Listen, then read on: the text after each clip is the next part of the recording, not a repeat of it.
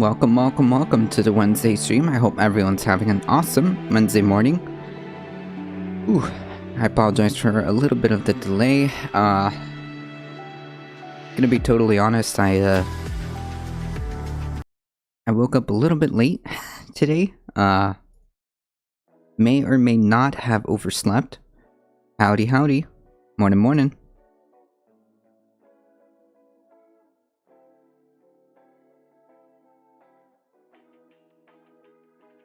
Good sleep is good. Yeah, true. How's it going, Chai Bureaucrat? Ooh. So I was rushing to make sure I had everything.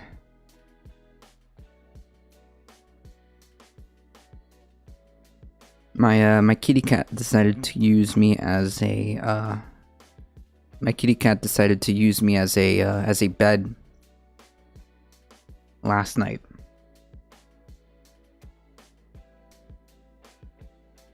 And she was sleeping on me for quite some time. Hey Thundera, hey Alio, how's it going? Sleep is nice, true.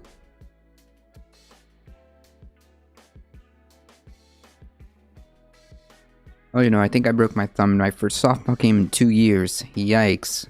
What are the odds and... Ouch.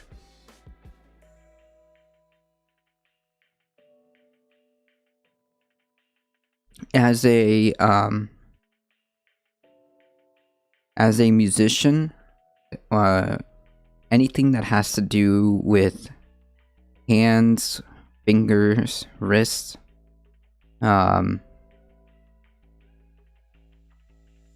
oof, it always makes me cringe.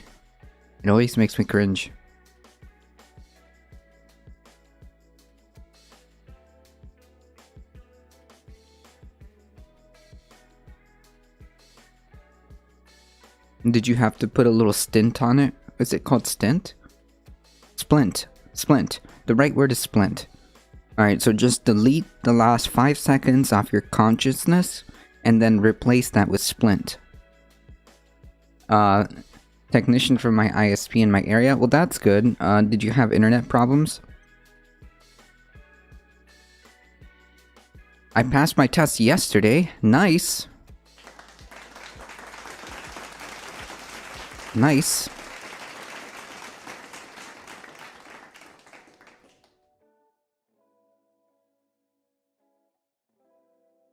I'm getting a stabilizing glove on my way to work. Gotcha. Oof. Does it hurt a lot? Does the broken thumb hurt a lot? I remember my my best friend when we were very young. He was climbing a ladder, and he was told not to climb said ladder, and it's the type of like construction. It's the type of construction ladders that kind of like fold or slide. So as he was climbing it, part of the ladder slid like this and broke his finger. I don't think it was the thumb though, so maybe I'm wrong there, because he definitely needed a splint. Oof.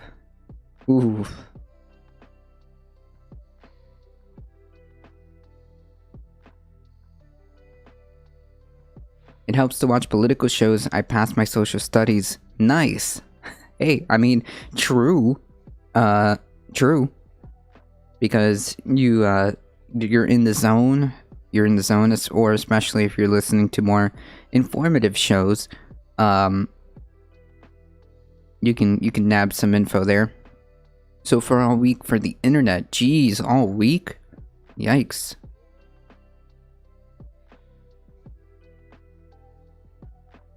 You got a new microphone? This is not it. Well, it is new.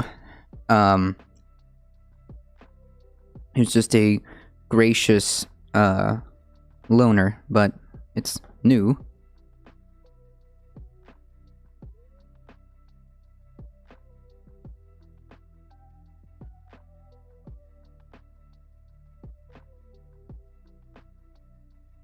Mine's over here.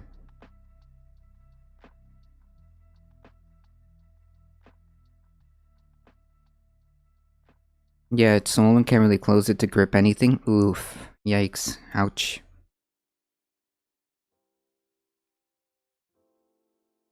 I don't know why it's double posting it here, or is it me? I think it's mobile. Are you on the mobile? Because that happens to me all the time when I'm on mobile.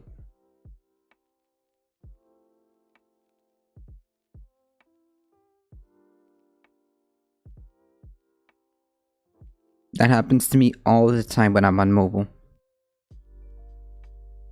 Poor mobile connection, yep. That's right.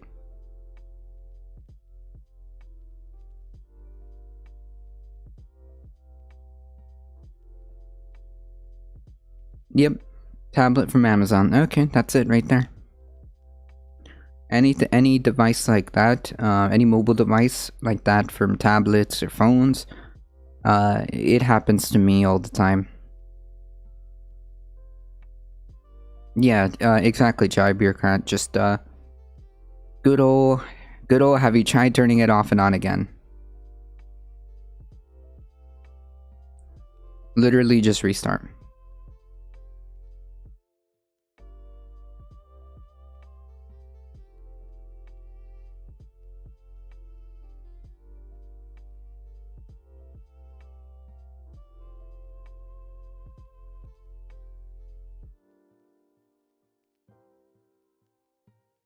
I use my phone for Twitch. True, so do I. How do you think I'm able to keep eyes everywhere on you folks? Huh? How do you think I keep my eyes on you? That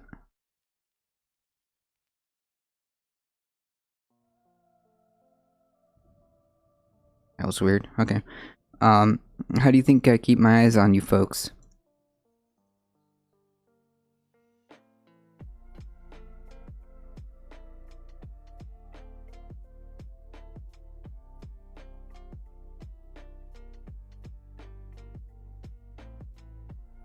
Speaking of which, quick announcement, tomorrow I will be off work, so that's super poggers. I'll be off work, and that means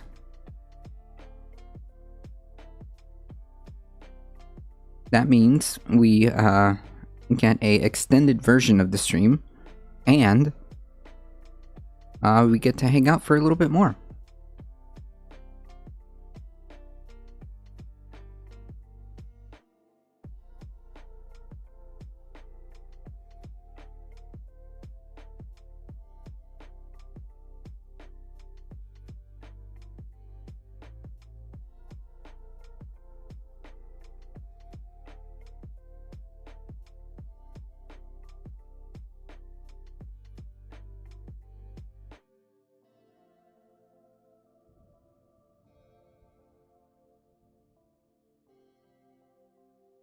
Heck yeah.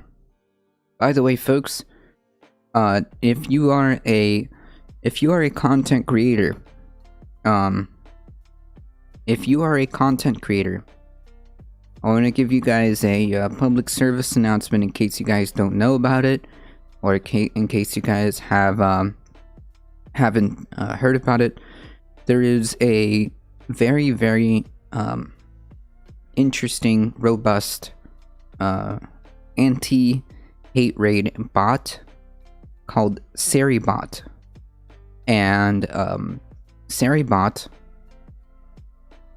is specifically designed to stop hate raids and to essentially get rid of any bot accounts or anything like that when it comes to all of these like alternate accounts. Like, for example,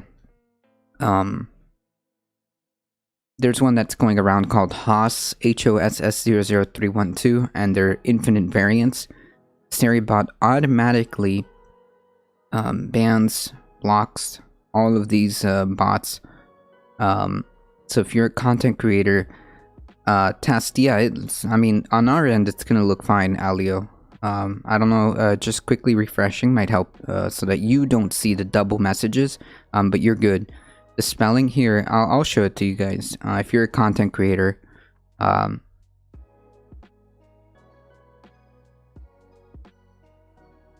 I was gonna say the same thing. Can you speed that?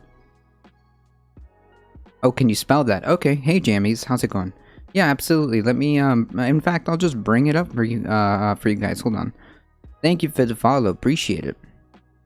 So yes, hold on, folks. If you guys noticed, users in chat, I think their Sari_bot should be in chat. But in fact, why don't I just show you guys here? Let's see.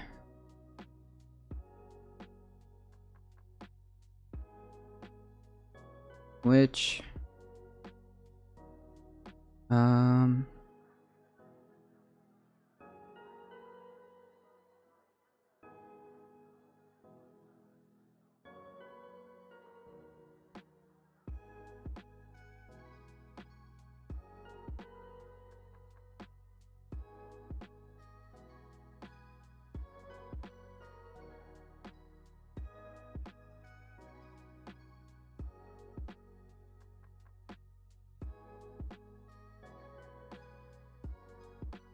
oops.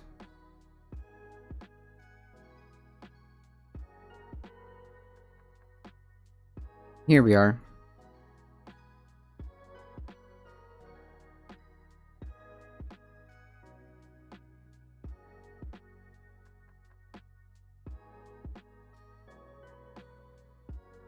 Not a problem.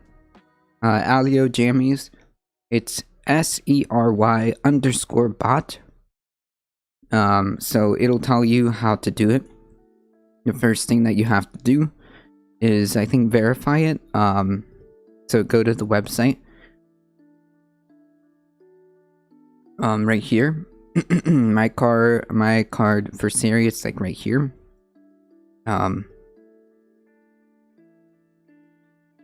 Yeah, Siri. Yeah. I don't know if it's pronounced Siri or Sari, because it's got an E. That's one way of thinking about it. And once you verify it or allow it or authorize it on Twitter or on Twitch, then you go to the actual chat. You go to the actual chat here. You type !join. It will join your Twitch channel, and then you can tell it to do the commands that you need.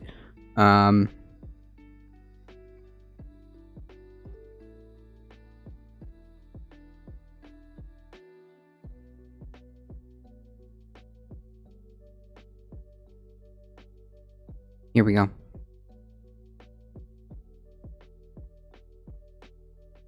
This is the most, like, useful command, in my opinion. The most useful command is !follow ban.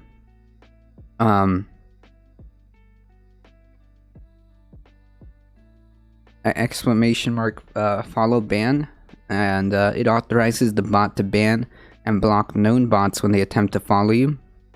This command is only needed once and provides ongoing protection.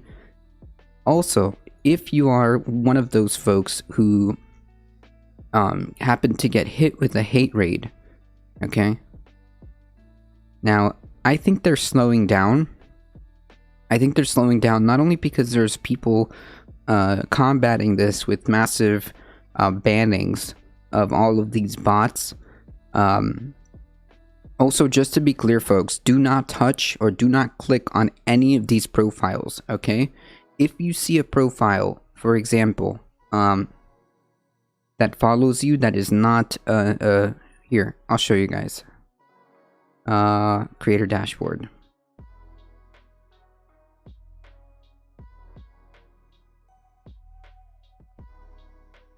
If you guys see a follow, for example, you see that there, Haas, that's a bot. If you click on it, it may or may not give out that your IP, which may or may not then lead to you getting a DDoS attack on your stream. And very annoying. Very, very annoying. So if you see any of this, like Haas00, 3112 and any of their variants. Look, there's one over here, Haas003112 Shame. If you see any of those type of accounts or just weird variants of these type of bots, do not click on their profile. Please, just ban it, or use the bot that will auto ban all of these bot accounts. Okay. I think the point was to make it harder for scammers to spell it. Maybe, I'm not sure. Anyways, the TLDR is the TLDR is, this is one way of combating hate raids, although they are slowing down due to things like this type of bots and people kind of just spreading the word around. If you do become targeted for a hate raid, I would recommend that you have somewhere in the closest vicinity available the ability to click sub-only chat, or have a moderator on standby that can click sub-only chat as quickly as possible, and that will pretty much short circuit any hate raid coming through. So that's just another pro streamer tip. I've got my own little panic button. I've also managed to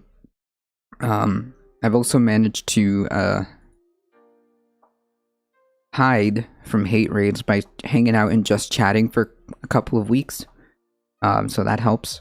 Because I had a feeling, I could be wrong, but if you stream under politics, I think that's a way to get yourself on the mark.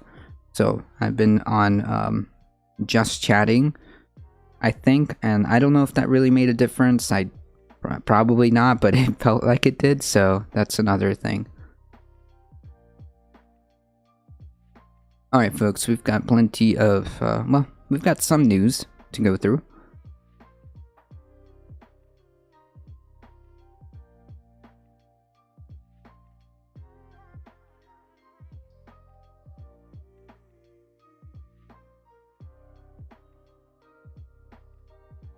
Because we live in a totally normal world now, COVID-related attacks prompt hospitals to issue panic buttons.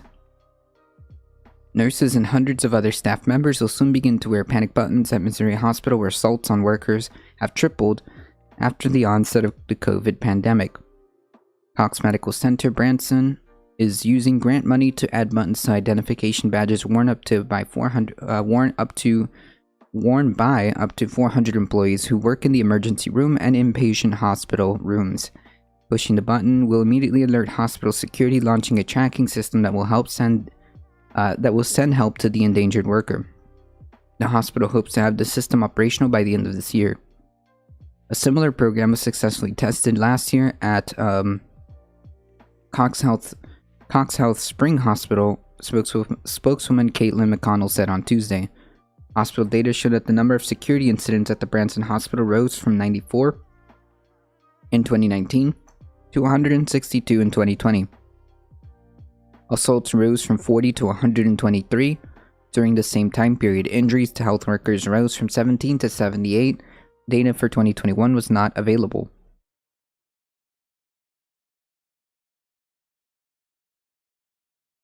The Delta variant of the virus has hit hard in southwestern Missouri starting in June, leaving hospitals so full that many patients were sent to other facilities hundreds of miles away. Yeah. Just saying. It's not just, COVID's not really that big of a deal. Really, it's not that big of a deal. Many hospitals,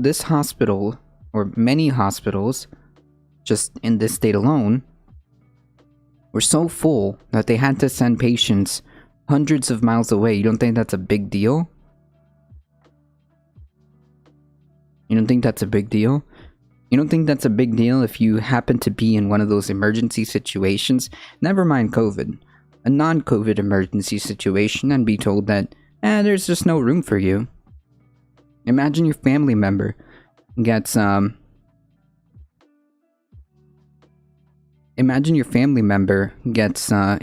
a, I don't know, accident or God forbid something that involves a emergency situation and is turned away because they can't take them, as happened time and time again. Sounds like hype. Well, so what you're saying is, your feeling are superseding facts, right? That's what you're saying. Your feelings are superseding facts. That's what you're saying. Sounds like hype. Sounds like you're in your feels, my friend. Yeah, tell my 42-year-old buddy who died from it 4 days ago. What facts have been presented? Those are just words on a screen. Wait, are you okay? Wait, are you okay? Hold on. Oh, hold on. Jesus. Sorry, I was under the impression you could read. My bad, I'm sorry. I was under the impression that you were able to read.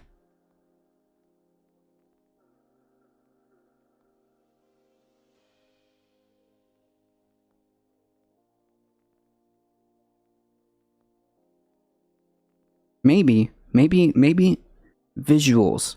Maybe visuals might help you.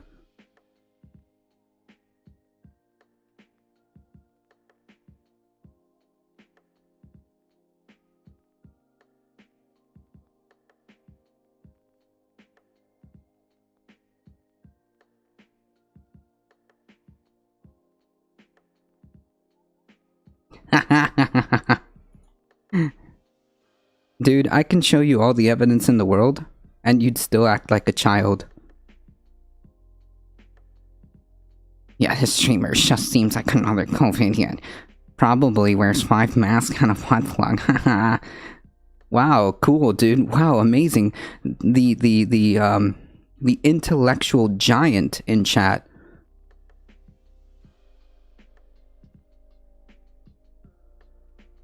The intellectual giant.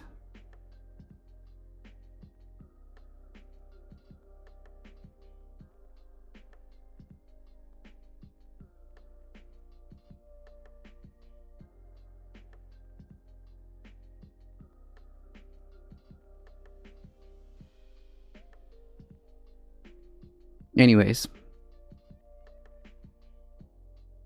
Since you don't believe the hype, and you clearly were unable to read words, because clearly you just said words on screen, so I'm assuming you can't read them.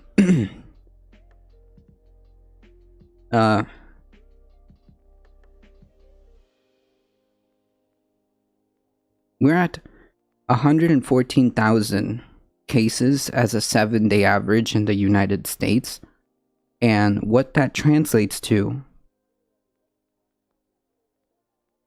Wait, is this like one of the far-right conspiracy streams? Wait, no. No. So what this translates to is increased hospitalizations, okay? And the problem with increased hospitalizations is that there is increased chances of ICU beds filling up, and that increases chances of people who can't get treatment because of all of this is being spread thin, okay? That's the problem. That's the problem with COVID, okay? There are people who are unable to get treated when they need it because all the beds are full. And this is not just in Missouri, it's in Alabama, it's here, where I live. The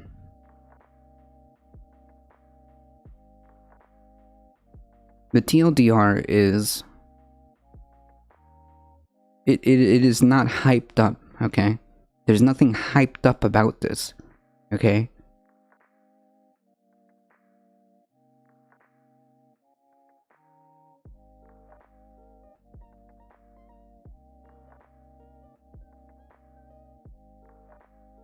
Yeah, well, I've been good. Okay, so have I. What is that? And COVID is only bad if you're at risk. If you're very old or at sick to begin with, that's not true either. That's not true either. Are you? Hold on. Let me see if I can reach you over here. Are you into Are you into the UFC? Are you into the UFC?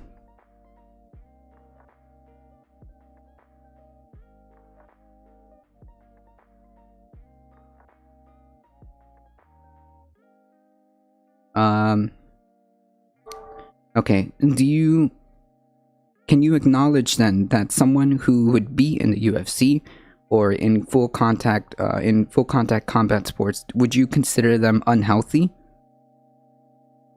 Would you consider somebody who is a professional athlete,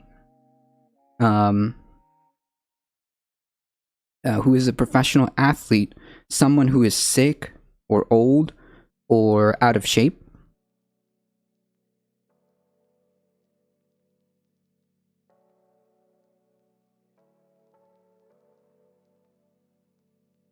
Okay, so if you concede that, no, they're professional athletes. Come on, you're being dishonest.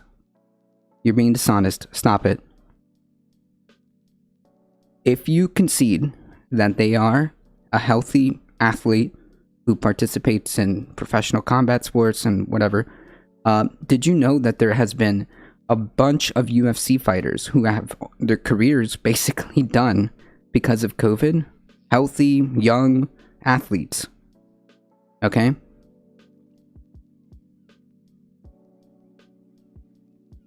It's not just older people. First of all, it's not just older people. There are younger people who have lasting effects, even if they don't pass away. Okay?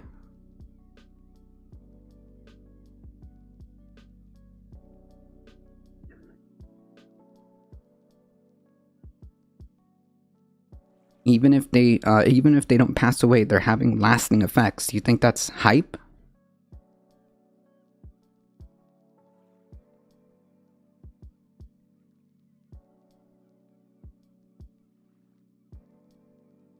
They probably claim it was COVID because that's easier. Wait, no. Okay. This is just like you twisting yourself into pretzels to not acknowledge the problem. Okay? You're twisting yourself into pretzels to not acknowledge the problem.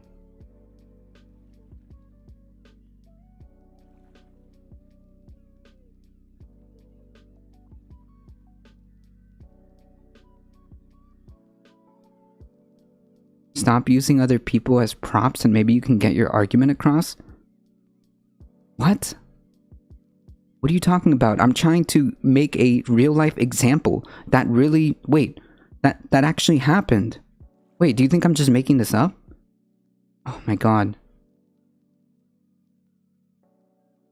You know what?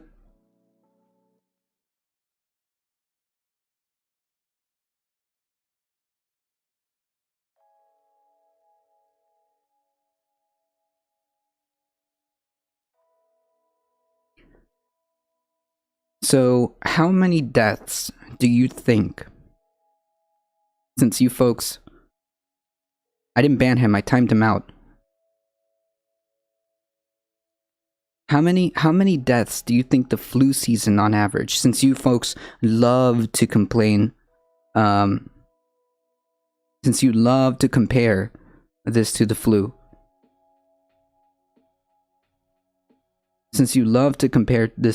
how many flu deaths do you think there are in an average year? Oh, I see. Okay, I see. We're not gonna have a discussion.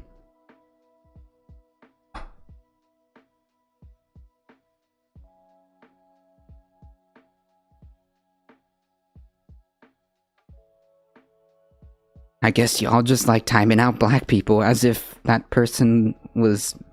How did you know that? Nah, it's just a troll. Listen, I tried, okay? I gave plenty of attempts. You can't even know someone's race over chat? Yeah, exactly. Like, what? They're probably friends trying to tag team a streamer. Nah, I can take both of them on. Hey, spread it forward. Yeah, so my point that I was trying to make is since these folks love to compare it to the flu, in an average year, I got your back. Thank you, spread it forward.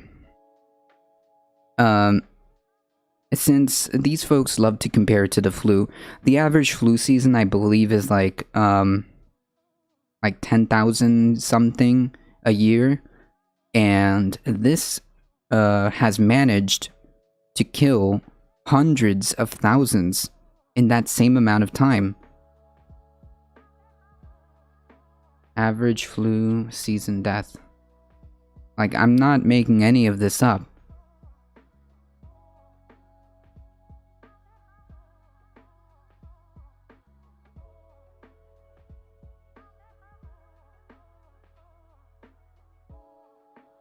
Oh, I'm sorry. I got it even more wrong. Wow. Okay, so here we go.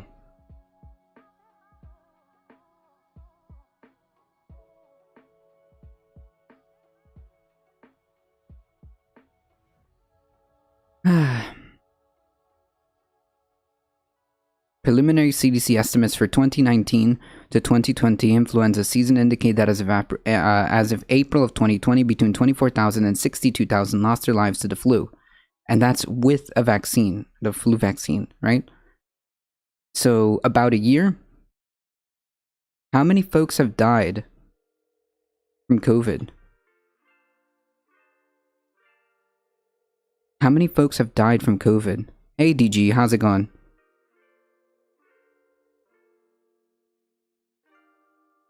That is that is a wild difference, okay? Since these folks love to compare and they love to talk about the death rate and they love to compare it to the flu or it's just a cold, bro. It's just a flu, bro. Well, is that really the same? We're almost at 700,000 compared to a year of flu is a tenth of that. It's a tenth of that. Azumi, can you send that to me through whispers or DMs? These are just Alex Jonaut's accounts. True.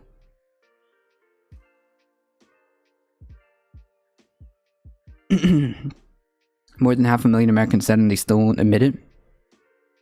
True. My buddy just died a few days ago. COVID wasn't the damn flu. Yeah, I know. They love to compare it, but like these numbers aren't even close. Okay? These are almost 10 times that. These are almost 10 times that. Okay? So like it's not even close. It's not even close. Anyways, the point is, this person wasn't coming here to have any type of engagement.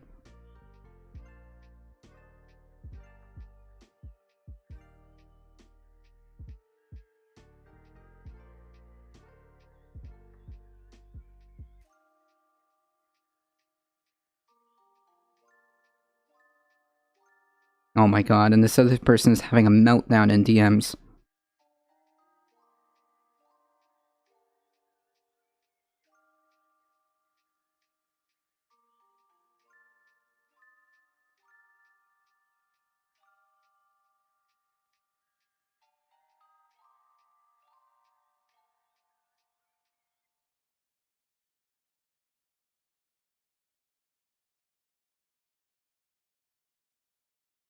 Oh yeah. An example of like a real fine, since this person was being so intellectually just dishonest and trolling. 24-year-old former collegiate tight end and aspiring rapper died from battling COVID, according to his mom. 24-year-old football player.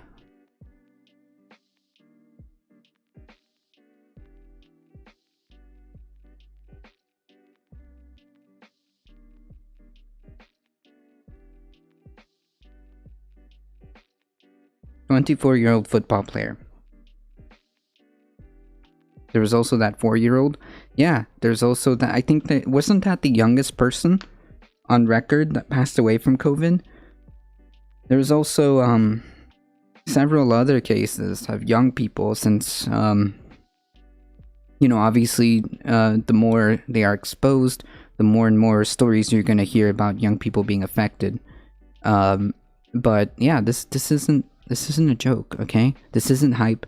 I'm not like I'm being very serious about it. Please, just have some common sense and come back down to earth. And it just goes to show and proves my point. When it really comes down to it, and just in case, like let's take that person. Let's assume that person really believes what they said, which is really weird because I don't think they believed anything. I think they just came here to troll. But whatever. There are some people who truly believe what that person was saying, right?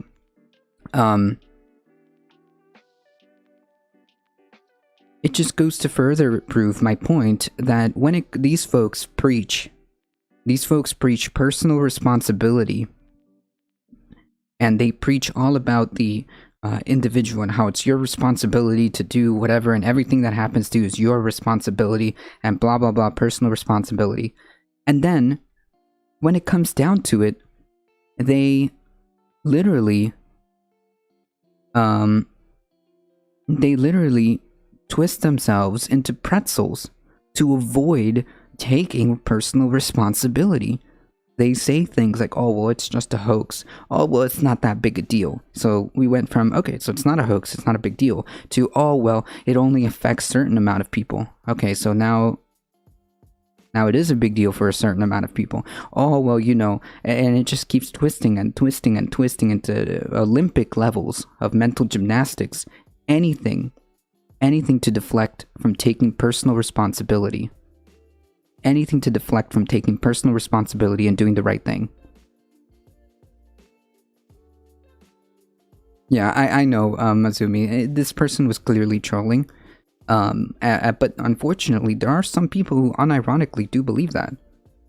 There are some people who unironically believe that.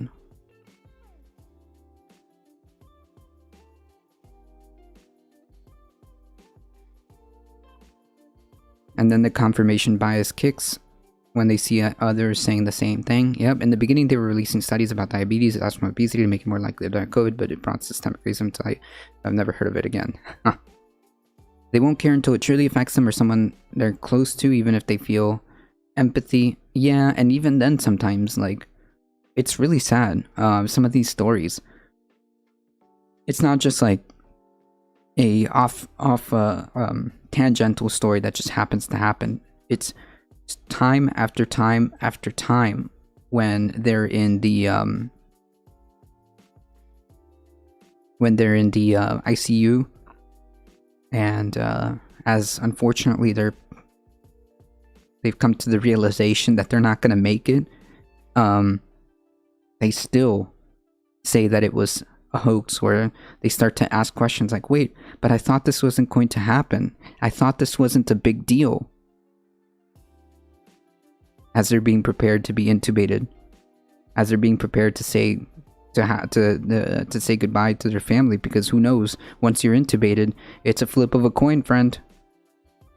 Once you're being recommended for intubation, it's a flip of a coin, my friend. It's a flip of a coin.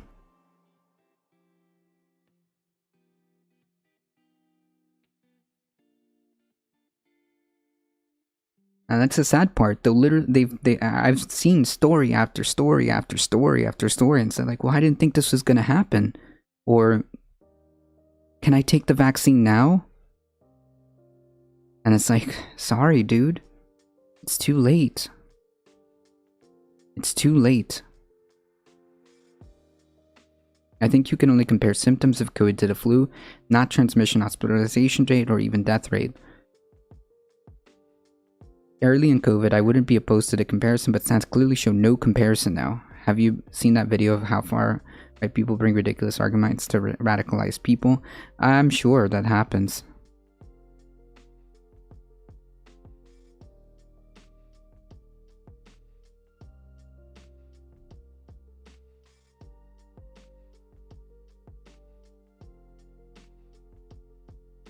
Hey, thinking Sabercat, what is Hump Day as the UK will say? Yeah, okay, well it means that too. However, Hump Day means the middle of the week. Okay, because you know how like the work week starts as a drag and then it goes like this, and the hump is Wednesday, right? And then it all starts going down as it gets closer to Friday.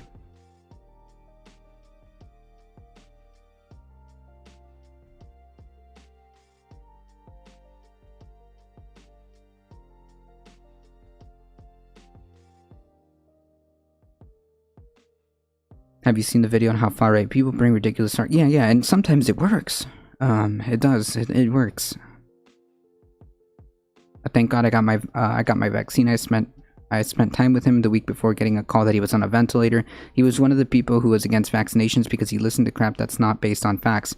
I'm sorry, Jammies, and unfortunately, like your friend, there's so many stories like this of young people or from various age groups and stuff like that, who literally are in this same boat. And it's really sad because like I don't want people to die. You know, I don't want people to, even if they don't die, to have like long-term effects that, you know, that are with them the rest of their lives. I don't want people to have like permanent lung damage, permanent kidney damage. There's also studies showing neurological damage. I don't want people to suffer.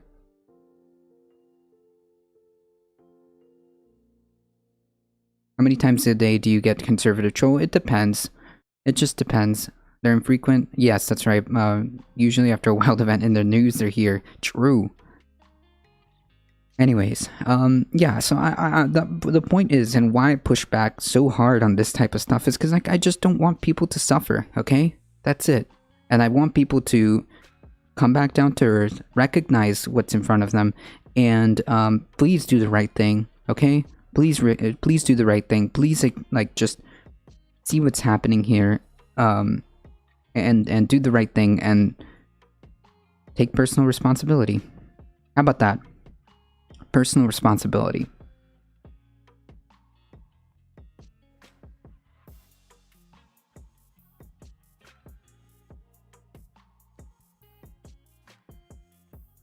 The UK until 1980 had a half day Wednesday where the shifts would be 9 to 3 instead of 9 to 5, but it was one of the things that Thatcher scrapped.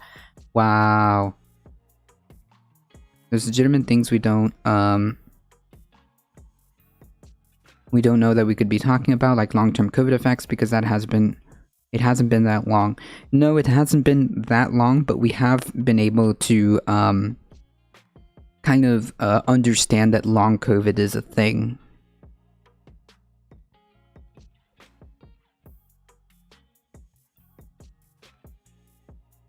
Wow.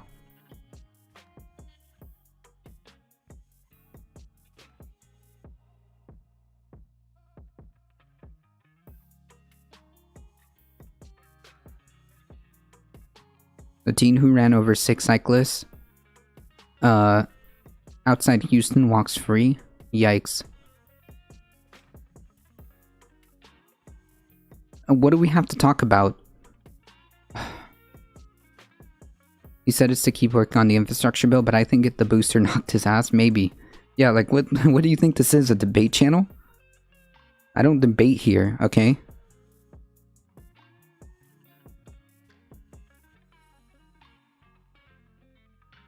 I think we have a lot to talk about. Really? Here, let me show you.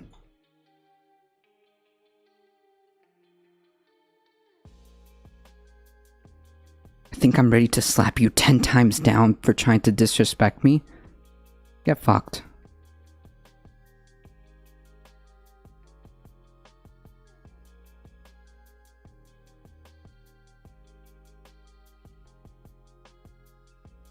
I give up on that bill. I don't want to. I can't. I can't give up on the bill. Not yet. Until it's done. I can't give up on the bill.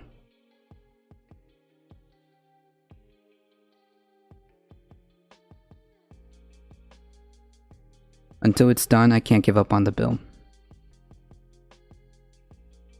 So has anyone found the Nikki Hodge's cousin? Yeah, no, that's not true. Thinking Sabercat, that all it was is somebody who was very irresponsible with their platform of 20-something million people, putting forth the story that was uncorroborated, unsubstantiated, unverified, and I think that she was completely irresponsible.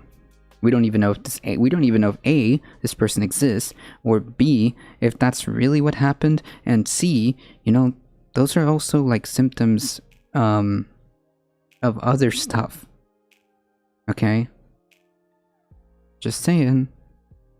The wedding was off for a reason.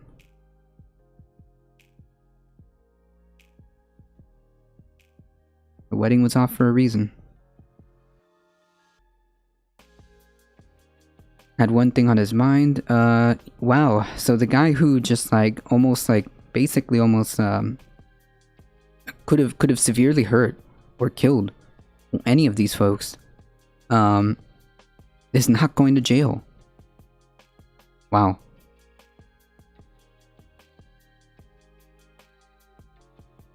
Unbelievable. Not yet, at least.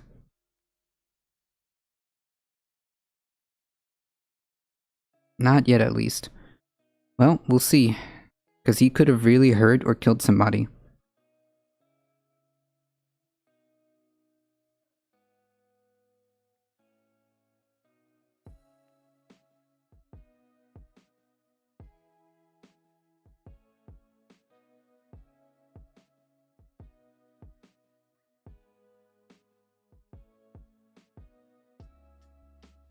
Mathis said possible charges could include felony of aggravated assault with a deadly weapon. He said evidence will be presented before a grand jury in October or November. They'll determine to indict the teenager on criminal charges. Okay. Ah, I see. Okay. Yeah, it seems to me like there's... I think he should get consequences. The fact that we need a jury to throw this kid in at least juvie until he's old enough for some prison time is ridiculous. The fact that we don't need a jury... Wait, what? The fact that we don't need a jury to throw this kid in, at least in juvie, until he's old enough? Huh? Wait, I'm lost. My head is boiling. Alright, hold on, chat. I need to get through this, alright? We got lost in a tangent. We got lost in the sauce because of a couple of trolls, alright? So we need to center. We're getting stun locked. We're getting stun locked via trolls. Alright. Pro streamer gets stun locked by 14-year-old trolls. I am a troll. No. No, I meant our other two friends that stopped by.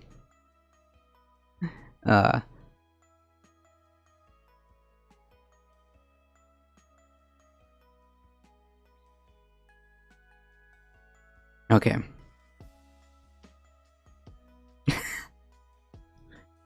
The Delta variant of the virus hit hard in the southwestern Missouri starting in June, leaving hospitals so full that many patients were sent to other facilities hundreds of miles away. The hospital in Branson, the popular tourist town known for its many shows and attractions, has been at or near capacity for 4 months. Jesus Christ. Cox Health's Director of Safety and Security, Alan Butler, said the panic buttons fill a critical void. Personal panic buttons are one more tool in the battle to keep our staff safe and further demonstrate this organization's commitment to maintain a safe work and care environment.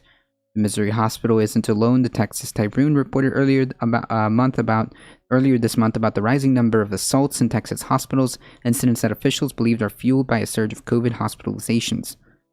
Jane McCurley, chief nursing executive for Methodist Healthcare System in Texas, said at a news conference in August that staff members at the San Antonio hospital have been cursed at, screamed at, threatened with bodily harm, and have even had knives pulled on them.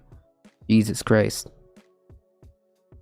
Worldwide, a February report by the Geneva-based Insecurity Insight and University of California, Berkeley's Human Rights Center identified more than 1,100 threats or acts of violence against healthcare workers and facilities last year. Researchers found that about 400 of these attacks were related to COVID-19, mainly motivated by fear or frustration. Yeah. I get it. People are scared. People are, this is a high tension time, which is why I don't appreciate, like, these random trolls, here. Yeah.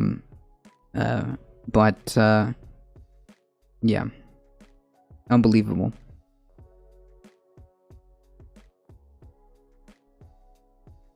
The TLDR is,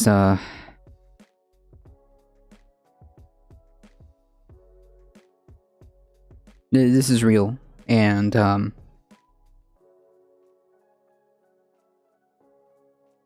out of all the people, healthcare workers are the last on the list for you to be even thinking about assaulting, okay? And they're there to help you. Alberta, Canada is now in a crisis due to COVID, and the Canadian Army will be building 10 hospitals in car parks soon. Yikes, that's usually an indication of triage, isn't it? My grandparents are getting their boosters next week, so I am relieved. Nice. As long as, yeah, I believe that eligible folks are now able to get the boosters, I think. I don't know if that was completely done.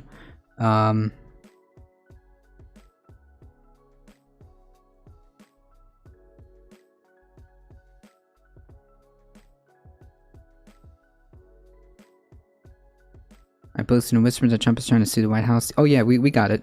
I believe it's over here.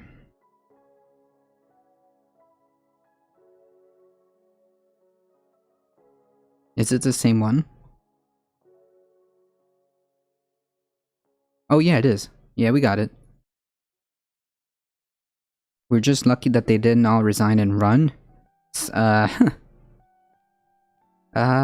are. Not all. Some are. Some are resigning out of frustration. Some are resigning out of being burnt out. Some resigned out of not wanting to take the vaccine, which is really bizarre to me. Yeah, it's going to be a crisis, I think, as we approach, as more of this, there are shortages. I can tell you that for sure. I don't know if that's a thing from everywhere, but I can tell you that there are shortages, and it's a problem. It's a problem. Not just well, so just to be clear, my sister is a hospital nurse, so yeah, her hospital is full. The ICU unit is full, and the folks that are there for COVID are unvaccinated.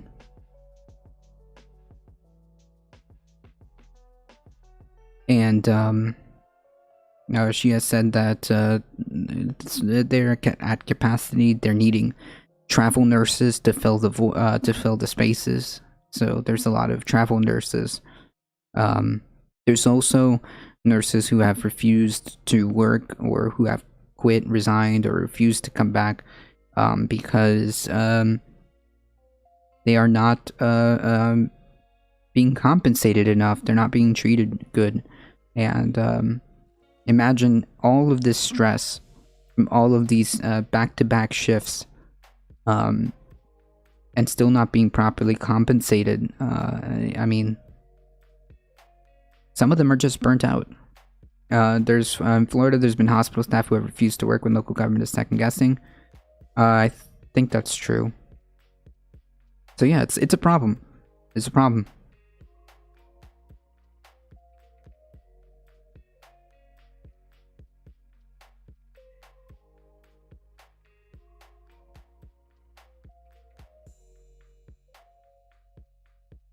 The Missouri Hospital Association also provided training to help workers to protect themselves, including training on how to recognize and de-escalate when someone becomes agitated. Gatz said nurses and staff are also encouraged to stand between the hospital bed and the door. You can control your environment without necessarily placing physical barriers. Yeah, so this is horrifying.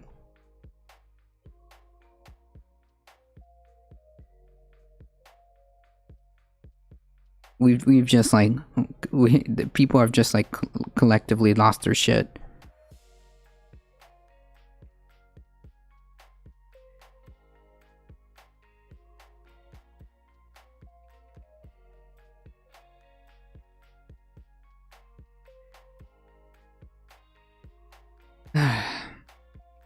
Trump plans to sue to keep White House records on Capitol attacks secret. Donald Trump is preparing to sue to block the release of White House records from his administration to the White House Select Committee scrutinizing the January 6th attack on the Capitol by claiming executive privilege, potentially touching off an extended legal battle over disclosure. Well, I mean, I thought this was I thought they were just a bunch of tourists, right? I thought that nothing happened. What's wrong with that? What's wrong with releasing the White House records of just a normal, nothing happened, right? Right? The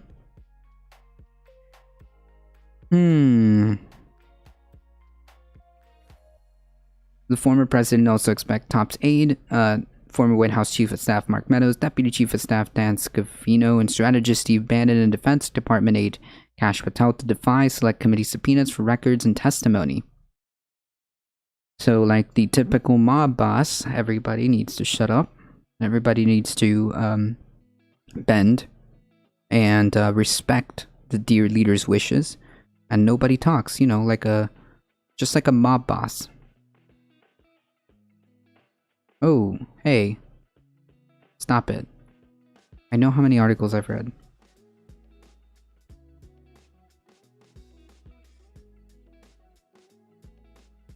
Oh.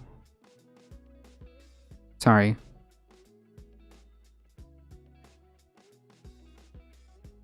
My sister is an NHS anesthesiast, and she said last year she had to treat people in last stage, and she personally witnessed over 280 deaths, and she reckons a lot of nurses, and she knows, are on leave because of the amount of deaths. Yeah, I mean, that could be it. That could be very well it. Stress, overworking. Yeah, I can see that thinking, Sabercat. I can see that.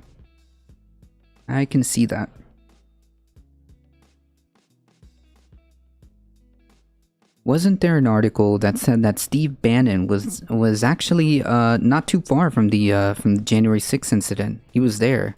Him and I think somebody else and a couple of other folks were there in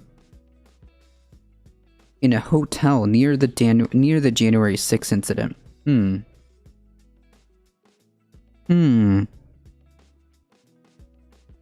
again, I was told that this was just a walk in the park, folks. Nothing happened, despite there being 500 hours worth of footage from multiple angles, from inside the White House, from among the crowd, and even records when they picked up the phones in the White House saying that they're coming after Pelosi, they're coming after Mike Pence. Yeah, but the obvious, numerous pictures and videos of different assaults taking place, destruction in the Capitol building. Yeah, but it was just tourists. It was just like a peaceful tourist, just like a peaceful tour that happens. Yeah.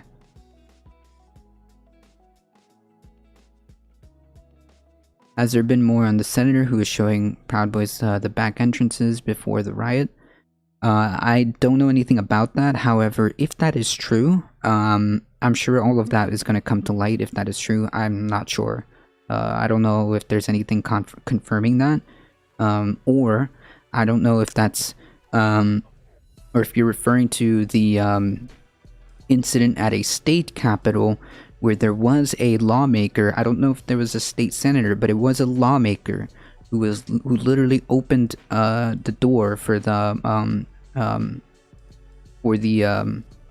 as an anti-mask or anti-whatever protest was going on. He opened the door for them. That was at a state capitol, not the January 6th capitol, DC. I believe that was a state one. I'm not sure if that happened on January 6th. I have yet to see anything related to that. But if it comes to light, we'll talk about it. It was a state center. Thank you, Political Talks. I did see the R. Kelly article. We talked about it yesterday. So I'll just give you a quick TLDR. Gross, disgusting, and that guy's going away. That guy's going away for a very long time. He is a abhorrent human being, and unbelievable the stuff that occurred that I don't even want to repeat. I don't even want to repeat. I just hope that it gives a little bit of confidence to victims that someone as powerful as R. Kelly will see consequences, and I hope that victims can see that there is some type of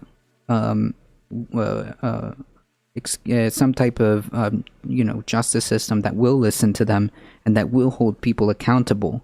If someone like R. Kelly can be held accountable, I hope that sheds some light for victims who are scared to come forward and fear that they will never be heard. I hope that gives some type of light for that.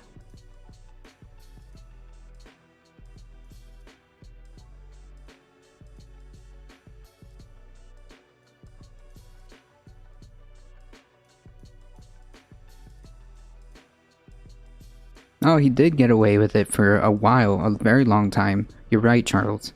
You're right. But at the end of the day, he didn't get away with it.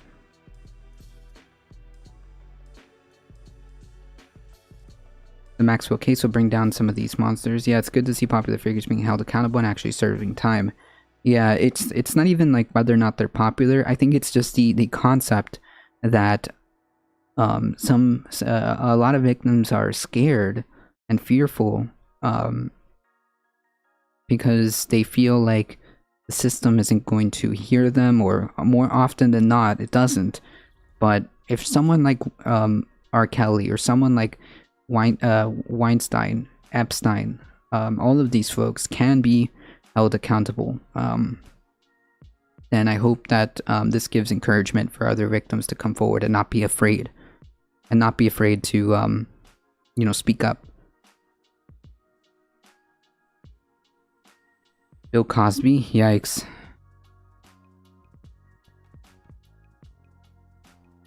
Oh, yeah. We still don't know anything about this. I see what you're saying. I'm not sure. I know that they tried to probe claims, but I'm not sure if anything came of it. So we'll see.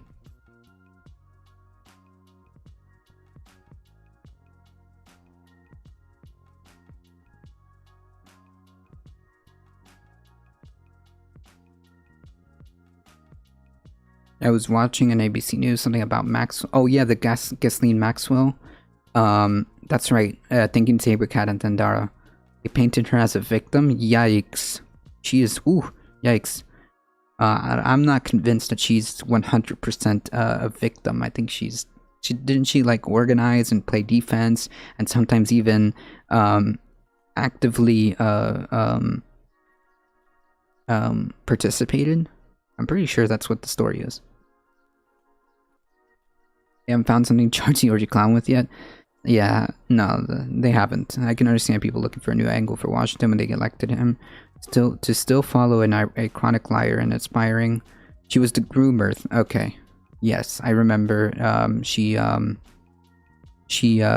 found and thank you. She found and connected them with Epstein. Gotcha. Maxwell's the lady that was Epstein's partner? Yes. Okay. Yes, that makes sense now. Yeah, she was actively participating in this. They tried to make you feel bad about her life. Oof. Gotta cut my grass. Good to meet you. Thank you. I appreciate it. Thank you for hanging out, Jammies. Appreciate it. Alright, folks. Yes, all gross. Jesus. TLDR, I hope that this can, inspire or encourage victims to come forward, and that it's okay to come forward.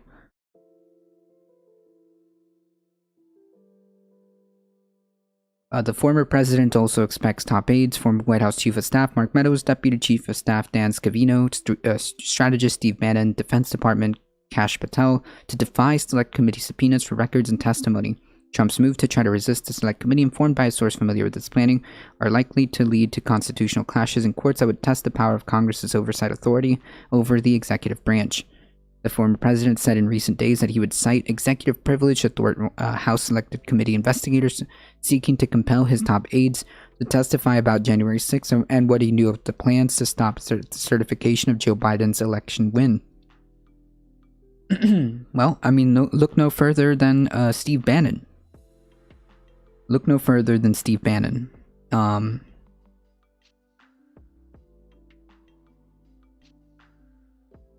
Didn't he say that he was planning to, didn't he say that he was planning to, he was making plans to kill the Joe Biden presidency in the crib?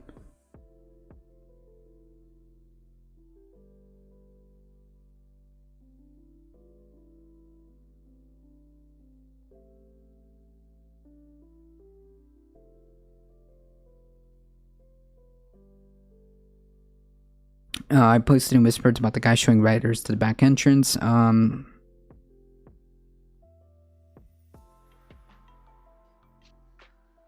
Yeah, that's, they said they were investigating it, I believe, Thinking Sabercat.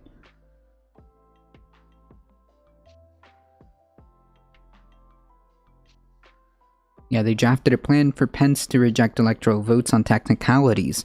Yeah, but, like, you can't do that even if you wanted to. Like, they didn't understand how that process works, clearly. Yikes, spread it forward. Well, I don't know. This is why I avoid Reddit, okay?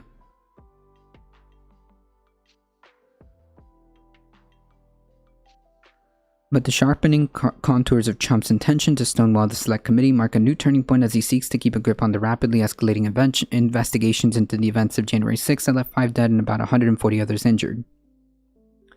Yeah, but you know, just a peaceful tourist, normal tourist thing, yeah. The plan to prevent House Select Committee investigators from receiving Trump White House records revolves around exploiting the procedure by which the National Archives allows both the Biden administration and Trump to review materials for executive privilege claims. After the National Archive identifies and submits... Sorry.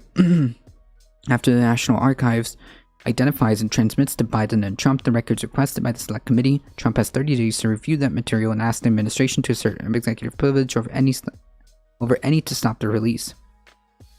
The records are being delivered to Biden and Trump, hundreds of thousands of pages at a time on a rolling basis in the first tranche. Tranche. For all you MR folks.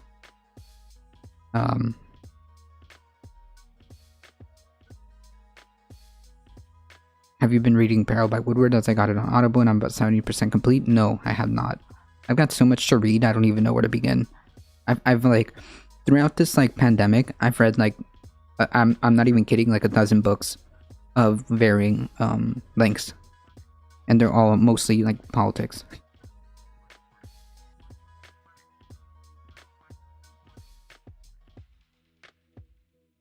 The records are being delivered to Biden and Trump. Oh yeah, okay, so and the first tranche of the documents was sent by the National Archives on August 31st, according to a source familiar with the matter. God, I wish they didn't like do this kind of stuff, right? Like who? As President Biden retains the final authority of whether to assert the protection for specific documents, meaning that he can instruct the White House counsel, Dana Remus, to allow the release even over Trump's rejections after after an additional 60 days has passed. The former president, however, can then file lawsuits to block the release, a legal strategy that Trump and his advisors are preparing to pursue, insofar as it could tie up the records in court for months and stymie evidence gathered by the select committees.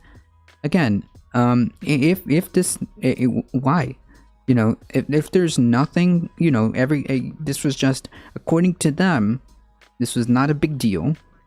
According to them, this was not a big deal. According to them, this was just a normal tourist attraction, right? Even though we saw the pictures of the guy cowering behind the armed Secret Service agent as they were breaching the Capitol. But, you know, whatever.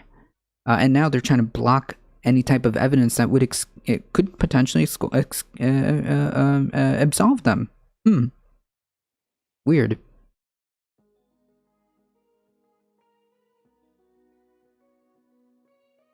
Due to my dyslexia, use Audible as reading is kind of like mental press-ups for me. Gotcha. I like Audible. It just helps me power through some stuff. Yeah, so weird. They're trying to like block potentially evidence that could just simply absolve them, and just imagine you could just completely own the Democratic Party right here, right? You could just own the Democratic Party right here. Boom. Of course, it's not.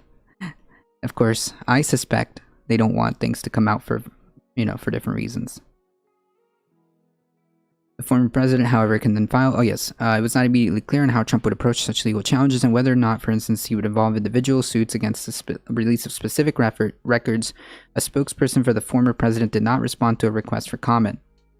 Trump is not guaranteed to win such cases over executive privilege, given he is no longer president, and the White House Office of Legal Counsel previously declined to assert the protection for previous January 6 related testimony by Trump Justice Department officials. But the plan could delay and therefore hamper House Select Committee's investigators as they aim to produce a final report before the 2022 midterm elections in order to shield their work from accusations of partisanship as the nation returns to the polls. Well, there can be no accusations of partisanship because from the get-go they were offered numerous opportunities to be to make a completely bipartisan committee, and even to the point where both would have equal subpoena power to, you know, to get this underway, but they refused. So that's on them. That's on them. And furthermore, when you don't have the winning cards when it comes to legal systems and stuff like that, legalese, I guess, I don't know, whatever. When you don't have the evidence, then you attack the process. That's what's happening here. When you don't have the evidence on your side, you attack the process. And if they can delay it and delay it and delay it and delay it just enough, then maybe they can ride the PR wave smoothly. That's the goal here.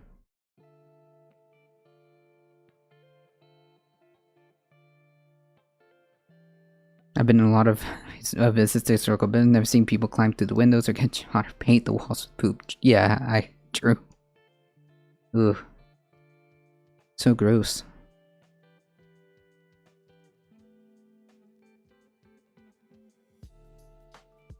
The Select Committee at the very latest is probably facing a hard deadline of January 2023 by which to complete its report, since Republicans will not vote to reauthorize a panel investigating Trump and his allies should they, as expected, retake control of the House.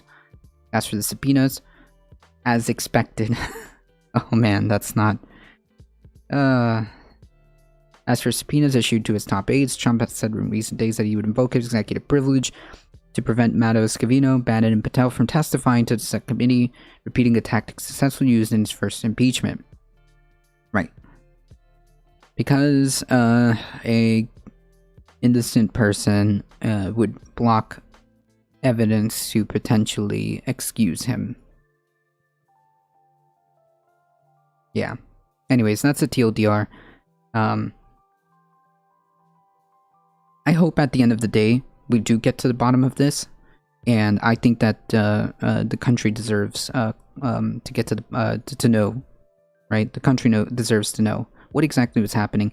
What exactly? I'm more curious to know what exactly was happening in that little meeting between Bannon, as he stated in his words, as he stated, as they hatched a plan to, quote, kill the Biden presidency in the crib. That's what I want to know.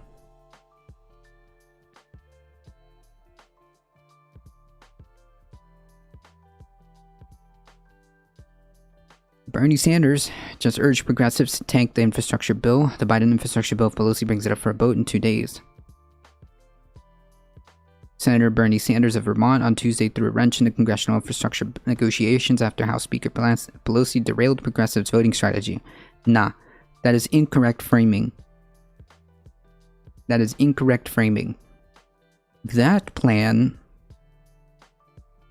the real, wow, oh, okay, here we go. The correct narrative is Bernie Sanders of Vermont threw a wrench in congressional infrastructure negotiations after House Speaker Pelosi derailed Biden's original plan.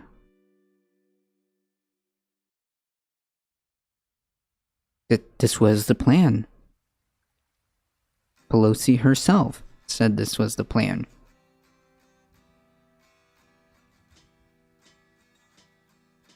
Trump admitted on Saturday he's unhappy and fear-mongering about Biden. True, he's always going to be doing that until he A, ceases to be relevant, or B, he gets back into power.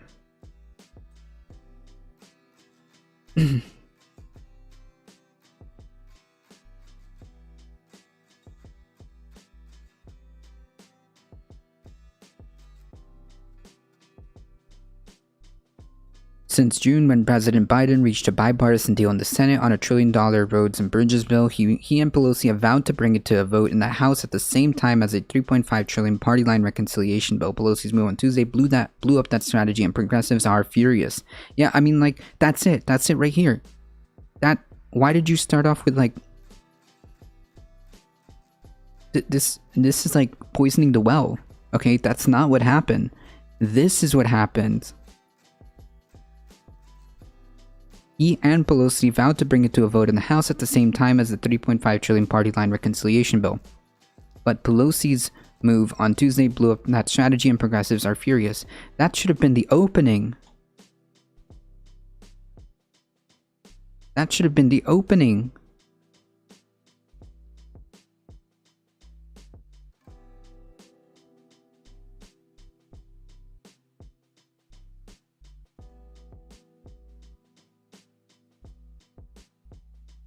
I strongly urge my House, quote, I strongly urge my House colleagues to vote against the bipartisan infrastructure bill until Congress can pass a strong reconciliation bill. And that's just the original plan. I have to read half the article to get the actual facts of the situation, and it's still watered down. Yeah, you see, this is the thing with, like, media. You always have to, like, be very watchful of how they frame things. So that's kind of like why I'm, you know, very critical, and why I believe, we were talking about this the other day, why it's so important to have A, critical thinking, and B, the ability to sift through media in a media analysis type class. I think would be unbelievably, monumentally important in like high school, right? And bring back civics class in middle school like I used to have. And that no longer exists. And Bury the Lead seems to come up a lot. True. Hey, increasingly, Phil, how's it going? Oops. No, I don't want... No. Okay. It also means that Congress will continue to ignore the existential threat to our country and planet with regards to climate change. True. Yeah, like, so I think Bernie Sanders is basically on the, is on the same type of idea that I am. Like, basically the idea is we need to put some type of point on the board for climate legislation. Because if we don't, I have a feeling that the momentum for putting anything on the board at all, is gone. And that's very worrisome, because there's a lot of hints that are pointing to this scenario. The Democratic Party is losing its interest in trying to get trying to do what needs to be done. What they're going to do is they're going to tout the bipartisan one as a W.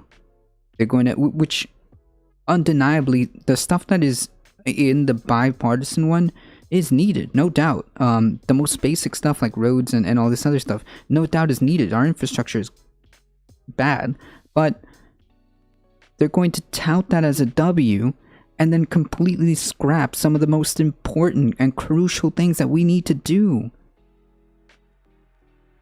Hey, A Difficult Truth, nice hearing you this morning. Hey, I appreciate that.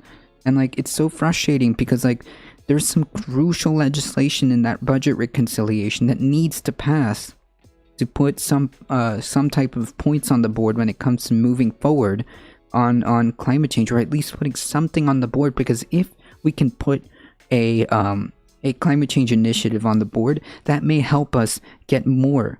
Okay, that may help us get more action done when it comes to climate change. It may show people that it is important and that it works and that it's an economic stimulus all in one. It is a jobs program, it is an economic stimulus, and it is a way of propelling us into the future. And I think that if people see that in action, they may be able to realize what's happening and be more comfortable with more climate legislation. Because they see it's important, they see it works, they see it stimulates the economy, they see it creates jobs. I mean, I gave up on expecting anything that would meet this historic moment. It's going to be mild, quiet, incremental reforms during a moment of historical crises. Yeah. I mean, like, it's very frustrating because, like, you knew what the plan was. You made it. Okay, the point was, you get these two budgets, you get these two bills together so that we can have a robust response. Okay, a robust response to the economic crisis, and strengthen some of the social safety nets, which, by the way, it's like the bare bones minimum. Like, imagine like making a massive deal about giving 2 years of community college education, 2 years, an associate's degree, and having this entire fight over it within your own party. It's beyond asinine.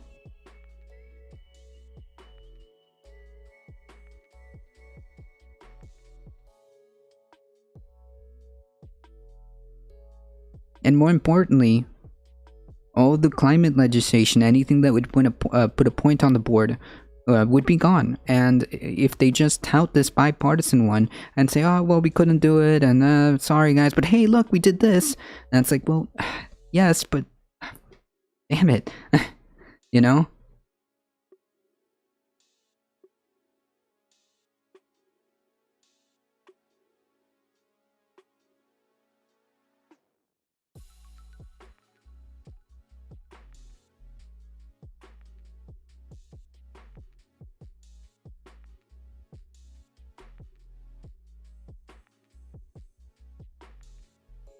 I wonder how many Democrats that think they're big smarties are going to be asking why everything got so bad later, and referring to the ones that are standing in the way.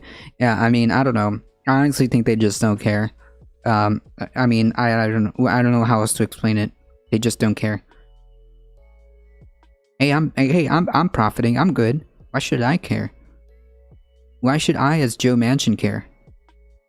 I don't know. I get plenty of money. I got my my coffers all nicely filled up by ExxonMobil. I've got them on, they've got me on speed dial. Everything is fine. For me. I've got millions of dollars invested in this energy sector, in this particular energy sector, which I also happen to chair the committee that handles energy. Hey, I'm good. Why should I care?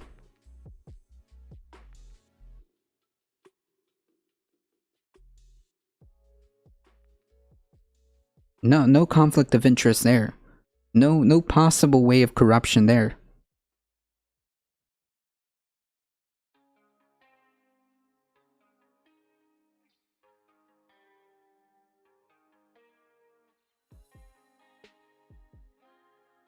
This is a $1 trillion package who will change their vote for a 500 million pork project in their state. We just need 2 of you. Yeah, I don't know. I don't even know if that's gonna work.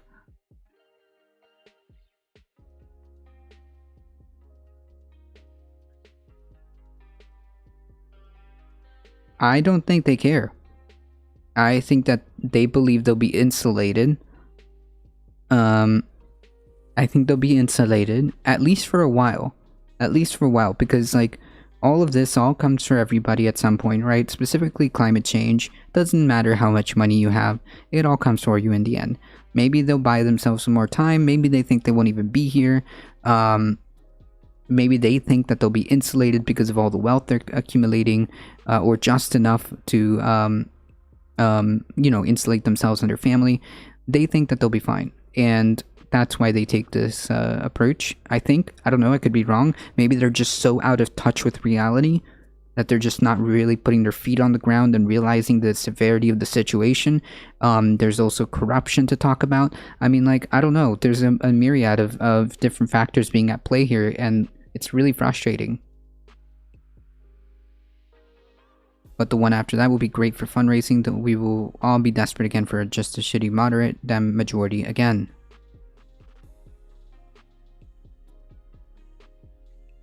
Really, Biden should just say his party alliance is revoked, make his seat open, and put a moderate against him. I don't know. I don't know how to twist Joe Manchin's arm. He's like, it seems to me like he's he's got the leverage. I don't know how to reverse Uno that. But I don't know. Who wants a 500 million Space Force backup base in their state?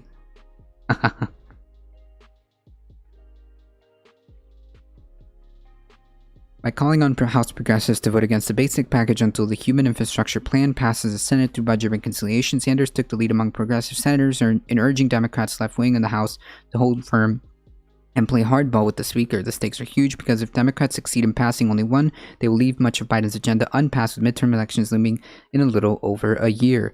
And that's the problem, right? And that's the problem. So yeah, like I said, they're going to derelict their election. They're going to just deflect, leave, and abandon their duty to make this to represent the people, and they're gonna tout this bipartisan bill as a W, not do anything, then get surprised Pikachu face when people don't come out to vote for them.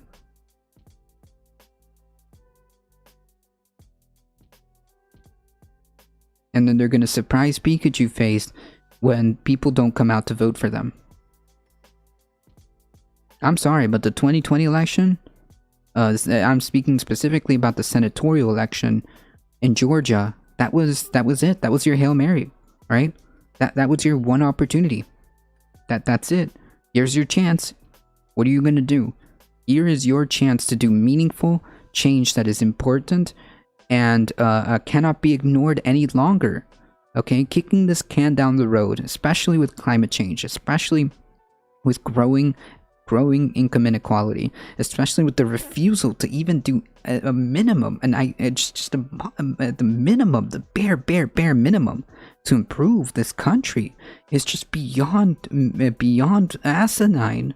I mean, really, we're having the Democratic Party is having an inter-party fight about whether or not we should have 2 years of college, an associate's degree in 2021, when every other nation seems to have already figured this one out. And mind you, never mind even talking about healthcare.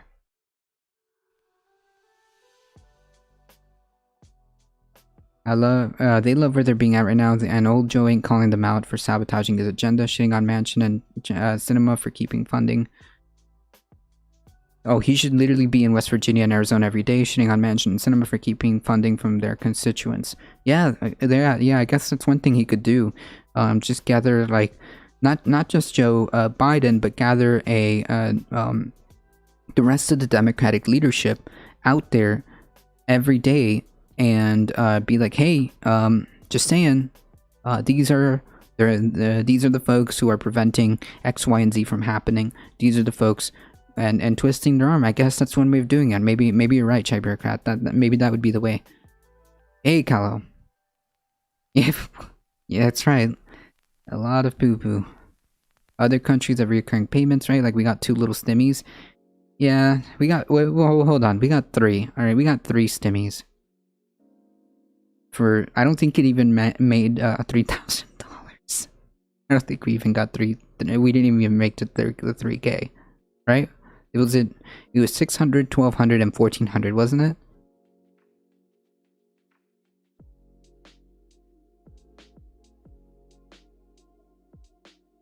Biden still owes us $600. True.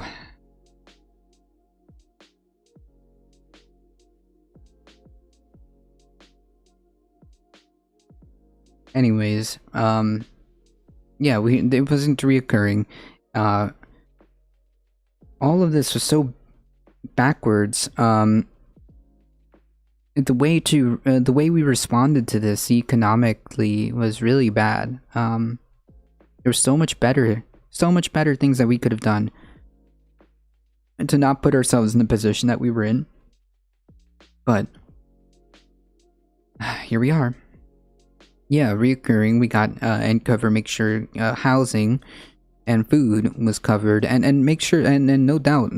By the way, no doubt that there's going to be a massive problem. No doubt that there's going to be a problem with the housing as evictions get underway.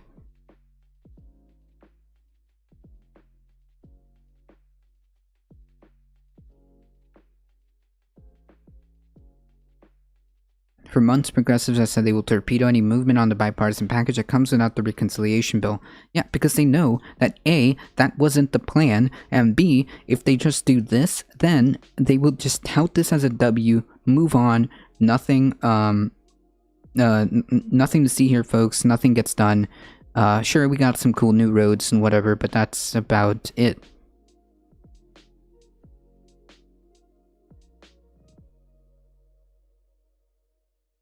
That's about it.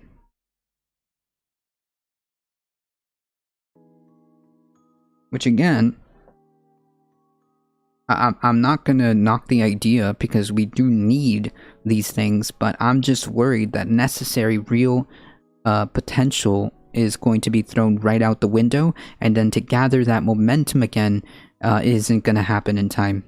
That's the real worry. And that's the underlying problem, because I see the writing on the wall. Folks who have been here for quite some time have heard me say this over and over again. What's gonna here's my prediction. They are going to tout this as a W. They're gonna say that we can't do the budget reconciliation as is. They're going to then throw their hands up in the air and say, we can't do it. And the people who have spent who were told that we're going to have a lot of of this platform being delivered to them, then it doesn't get delivered. A lot of these promises don't get delivered. They're not going to show up to vote.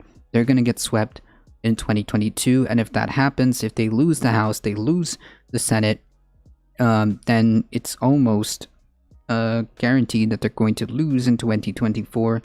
And then what? And then what? Could be worse. The UK Brexit is a garbage fire. We're running out of fuel now, and there's an outbreak of violence, and farms are having to offer $30 an hour for bringing in harvest. Yikes. Yikes.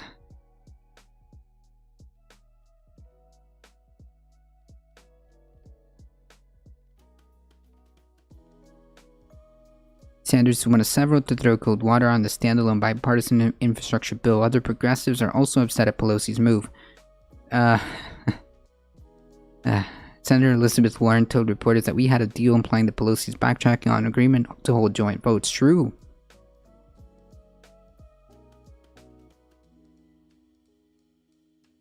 AOC said earlier on Tuesday that she would vote no unless she got new information. Pramod Jayapal, the chair of the House of Progressive Caucus, said in a statement, "We articulated this position more than 3 months ago, and today is still unchanged. Progressives still want to vote for both bills, but a majority of our members will only vote for the infrastructure bill if the president's visionary Build Back Better Act passes, as was the plan." I don't get it. I don't get why this is like on the progressives, right? Like, I don't get it. This was the Biden plan. This isn't on the progressives. This is on Biden. Or sorry, I guess this is on the Biden administration. The media framing is insane. Yeah, I mean, they opened it up they opened it up because, like, you know, people sometimes don't really scroll past the first paragraph. But they opened it up as if it was their voting strategy. They opened it up as if it was the progressive voting strategy.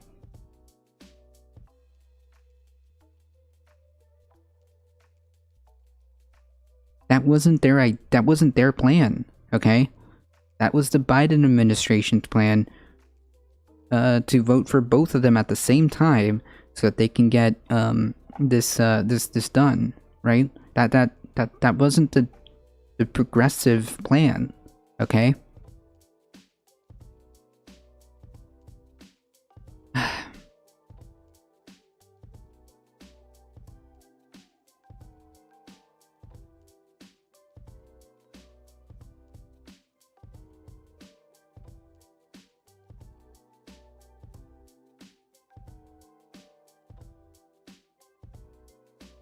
I hate our political culture too. It's not very democratic. True. Patience wanes as Democrats demand cinema and Manchin reveal views on Biden agenda.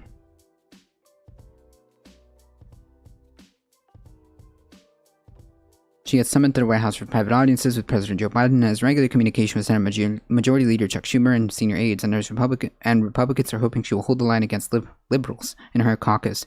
Yet there are very few in the Capitol who know where Arizona Senator Kyrsten Sinema actually stands, along with West Virginia Senator Joe Manchin.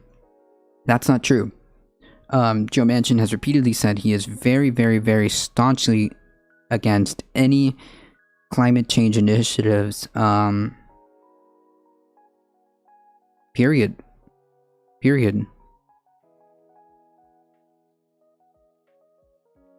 Joe Manchin has been very specific. I don't know, like, what framing this is. I don't know about Kyrsten Sinema, but, like, Joe Manchin's position is very clear. He's not hiding it. I don't get it.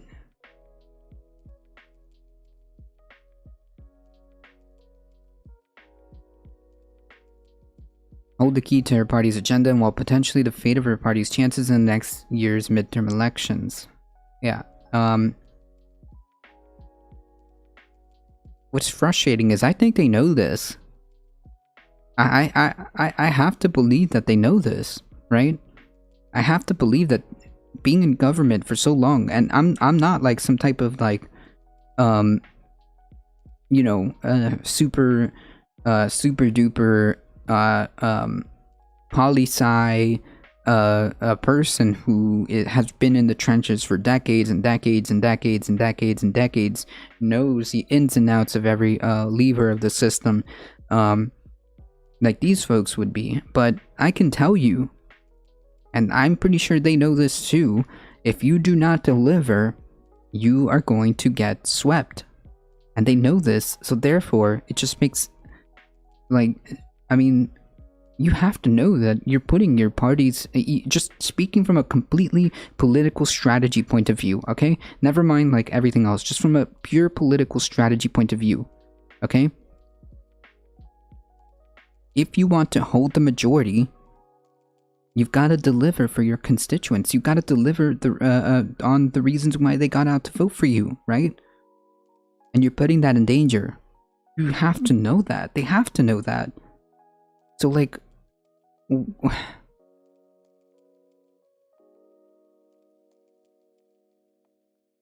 all the thanks to corporate overlords for controlling everything. It's on you when it comes to crashing down, but we all know who really feel the worst when it does. True.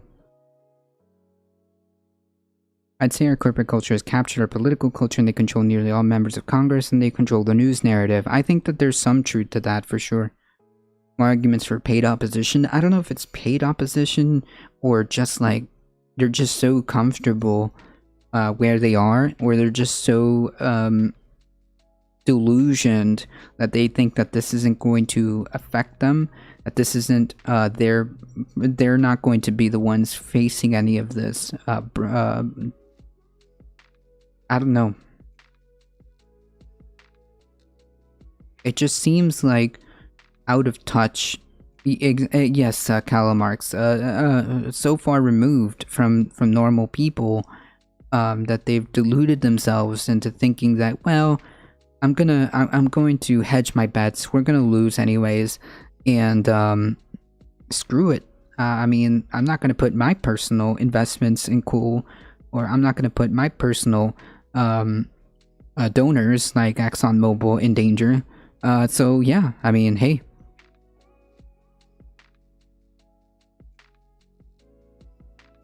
Yes, they are encouraged, that's true, increasingly, Phil. If they're encouraged by their donors to not actually pass these bills, which they are, and in particular, Joe Manchin, I talked about this and I'll continue to hammer this point down, is the kingmaker for ExxonMobil, has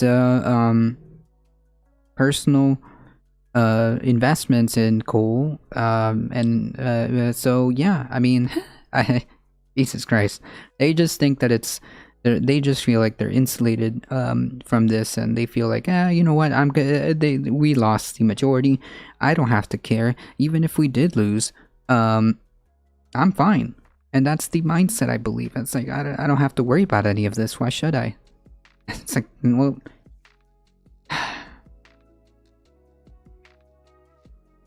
effectively paid opposition, if not explicitly. Well, I guess you could say that. I would say Joe Manchin is the explicit type. Yeah, there's no better picture, example, for Joe Manchin and how money in politics works, right? How money in politics massages or greases the levers of power in this country. There's no better example illustrated to us in real time.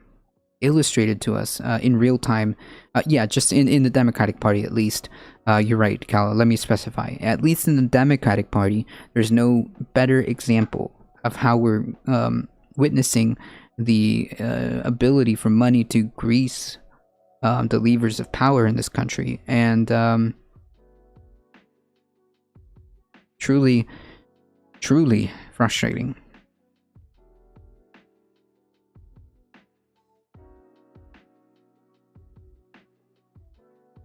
In interviews with a range of Democrats, including House liberals, top leaders, and key committee chairmen, patience is clearly wearing thin, and anxiety is growing within the party, and they could see their entire agenda collapse amid deepening disputes between their warm moderates. This is also an incorrect framing. These are conservatives and progressive wings. There's a nearly universal consensus. They want to hear Sinema and Manchin publicly detail their demands and the price tag they'd accept for the bill. Well, the thing is, Manchin has been very explicit about this. He says he's worried about the costs of the educational thing, of how we're going to manage to pay for that, and he's has dug his heels when it comes to the climate initiatives on the bill. That's what he's opposed to. That he said it. I don't think that's a secret. I don't think that's a secret. He said it, or at least his aides have indicated that this is where he stands. I don't know why we gotta like play soft ball. We know what he wants.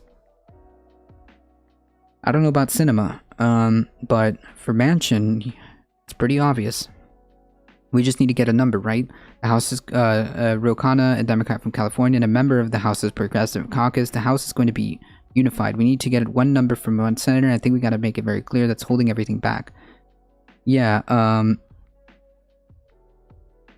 but we don't have this, and it's like, it's really sad. It's really frustrating that this is the way, the biggest hurdle to doing something so important and so basic, because it's not even like a big, like, just to be clear, the stuff that's included in the budget reconciliation is just like basic stuff, okay? It's just basic stuff. And something that's been needed for decades, something that should have been done ages ago. I mean, universal college education for at least 2 years? Jesus.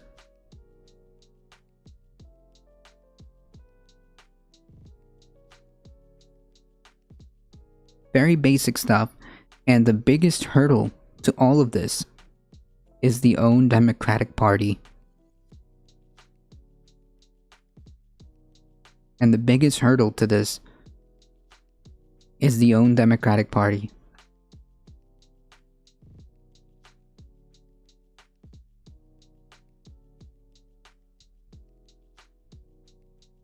Unbelievable.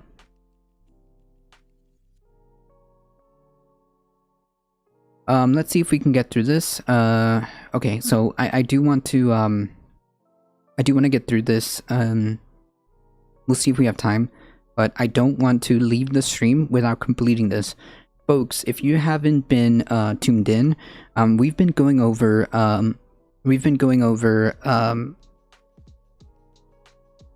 the IPCC leaked report summary, and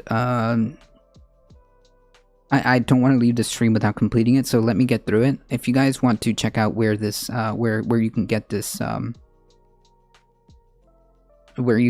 information, let me post a link. That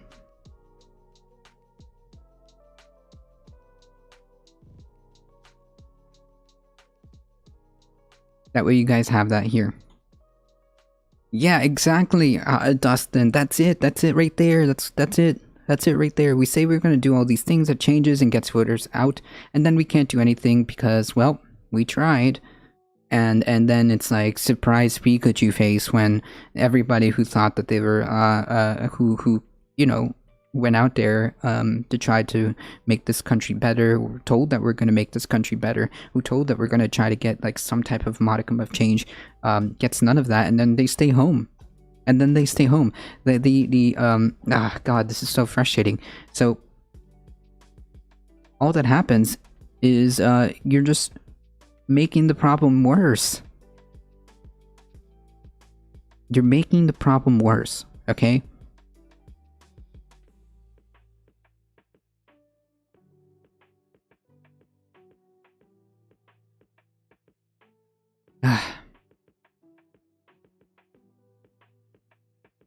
About 50% of the population doesn't vote. This is a giant rebuke of the system in itself. Yeah, well, it turns out, Kyle Marx, if people don't feel like they're represented, if people feel like they're getting shafted all the time, if people feel like they're, every time, like, they get, you know, a good platform and they turn out in massive numbers, because last election was pretty big in terms of turnout because of the platform that was presented. And I'm only speaking about the Georgia election because that's what I want to zero in on, because the presidential election, that is a whole other scenario, because basically Trump was so grossly incompetent that Biden won. That's it. That was the explanation of the story. Nothing more, nothing else. Trump was so grossly incompetent, people were tired of it, and they would have voted for anybody at that point, I believe. Maybe I'm wrong, but at that point, that is a separate scenario. The reason why the Senate was delivered was because people were told that X, Y, and Z was going to happen, and people wanted this, and they turned out, and they against all odds too. It was pretty bleak that the Georgia races were going to go the way they were. Okay, it was pretty bleak and against the odds. They won both seats for this particular purpose, and this is what we get.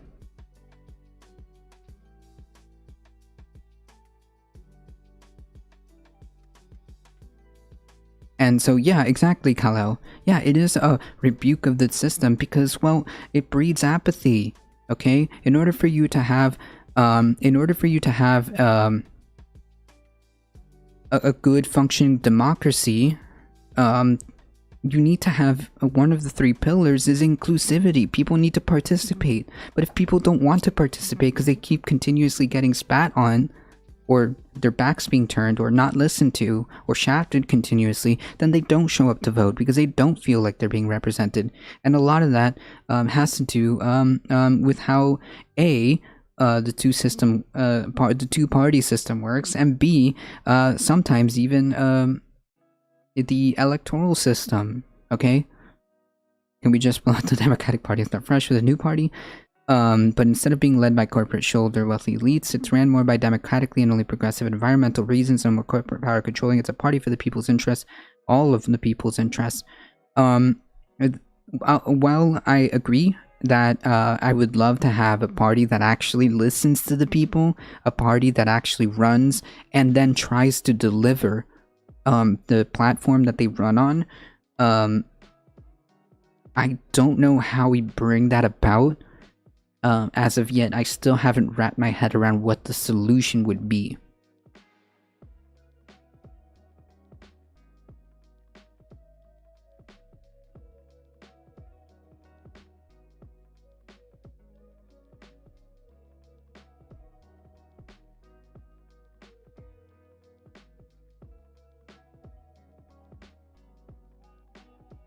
Come on. Alright folks, I'm just making sure I'm good to go for work.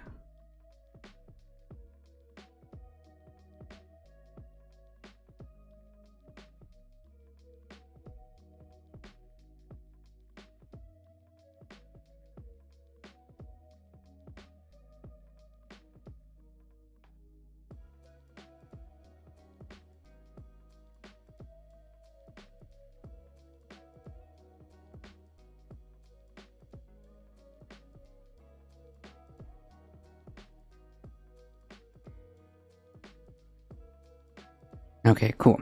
I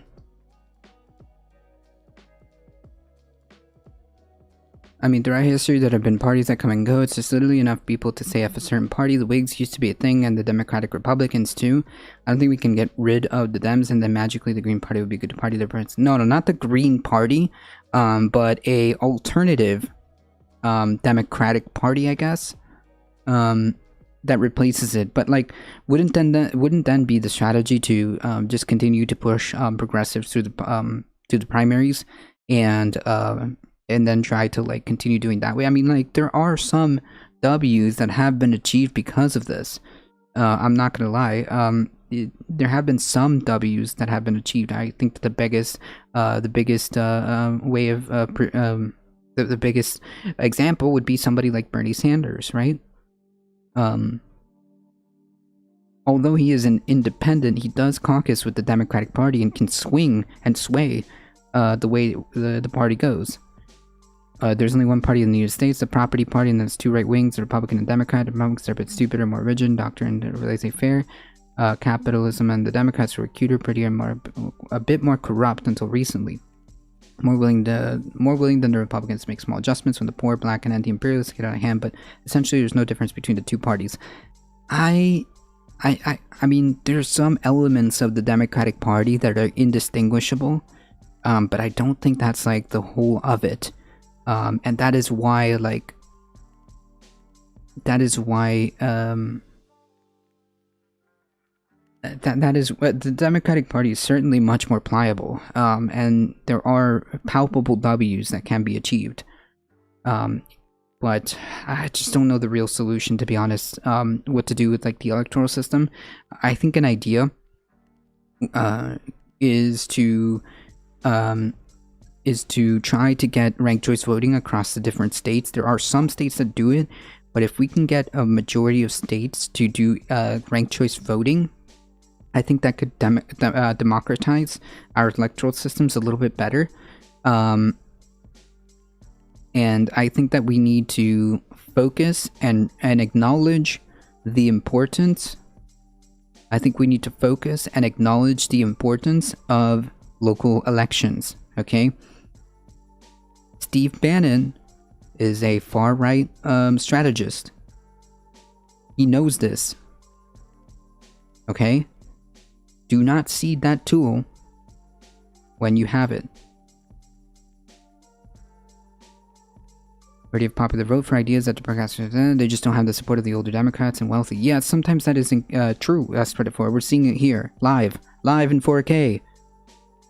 Yeah, we're seeing some of that play out live in 4K. Spread it forward. I get it. But I feel like there's better ways. I understand, and clearly the ideas are the ideas on its face win. So therefore, I think that we should focus on getting a better way of achieving them, right?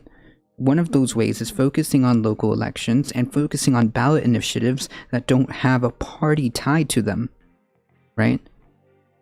My go-to case study is Florida. Florida raised the minimum wage. Florida gave felons back to the right to vote to felons, because they were done with ballot initiatives on the ground, grassroots, on the ground ballot initiatives that did not have parties next to it. It was just a simple proposal that people could read and choose on it. No D next to it, no R next to it. Here's the proposal that could happen in your state, yes or no.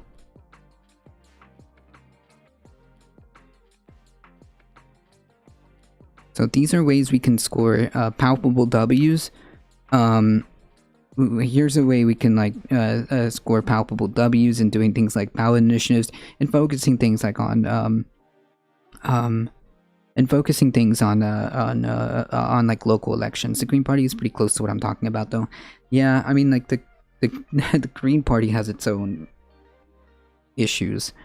And mainly I just don't see a way of getting a palpable W through them. Yeah, so I don't know. It just seems like it just seems like it just seems like we have to have better ways of achieving them.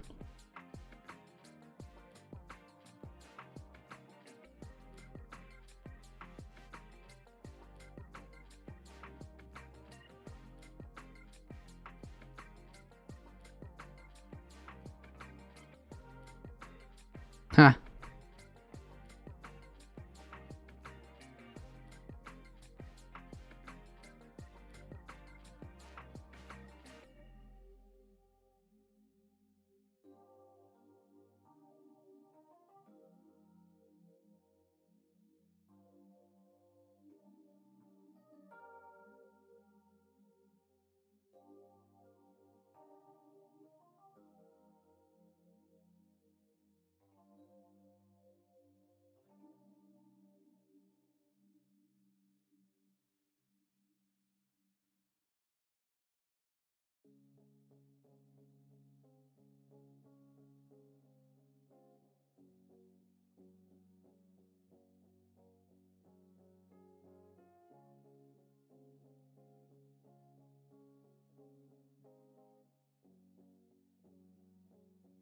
Here's a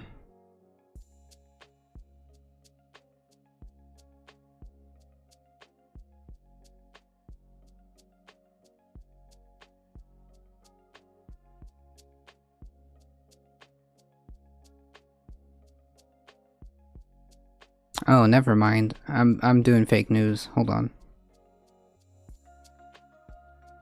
I was thinking about I was about to put a Green Party thing of of Canada. Not the Green Party here. I don't think the Green Party is very organized. I don't think that the Green Party also has pragmatic approaches when it comes to electoral politics. And the problem with the Green Party is they're like 1% of the vote. Plus a lot of in-party fighting. a lot of the in-party fighting leads to not effective outcomes.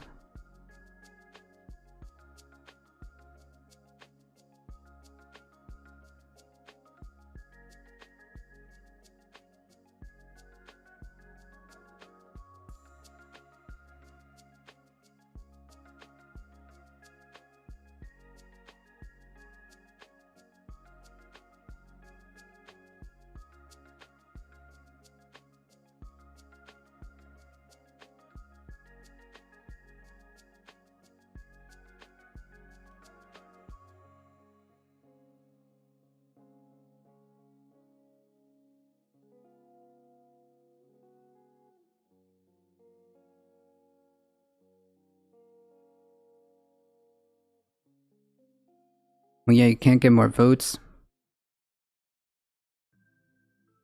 If everyone each year says, yeah, but they only get 1%. Yeah, because we don't have a system set up for that. We can't be scared to lose. What else do we have to lose? Everything.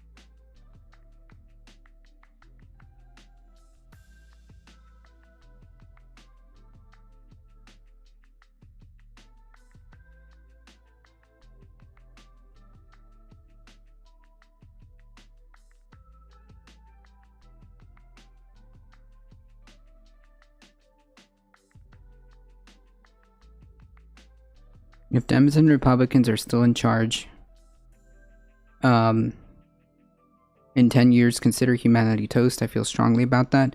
Yeah, I mean, I'm not going to dispute that. If this is the future, and the Democratic Party just does nothing, then yeah, it's already locked in.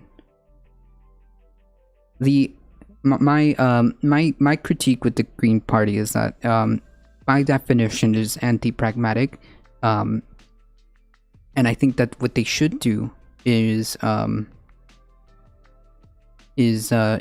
join hands with or become a activist like kind of organization, a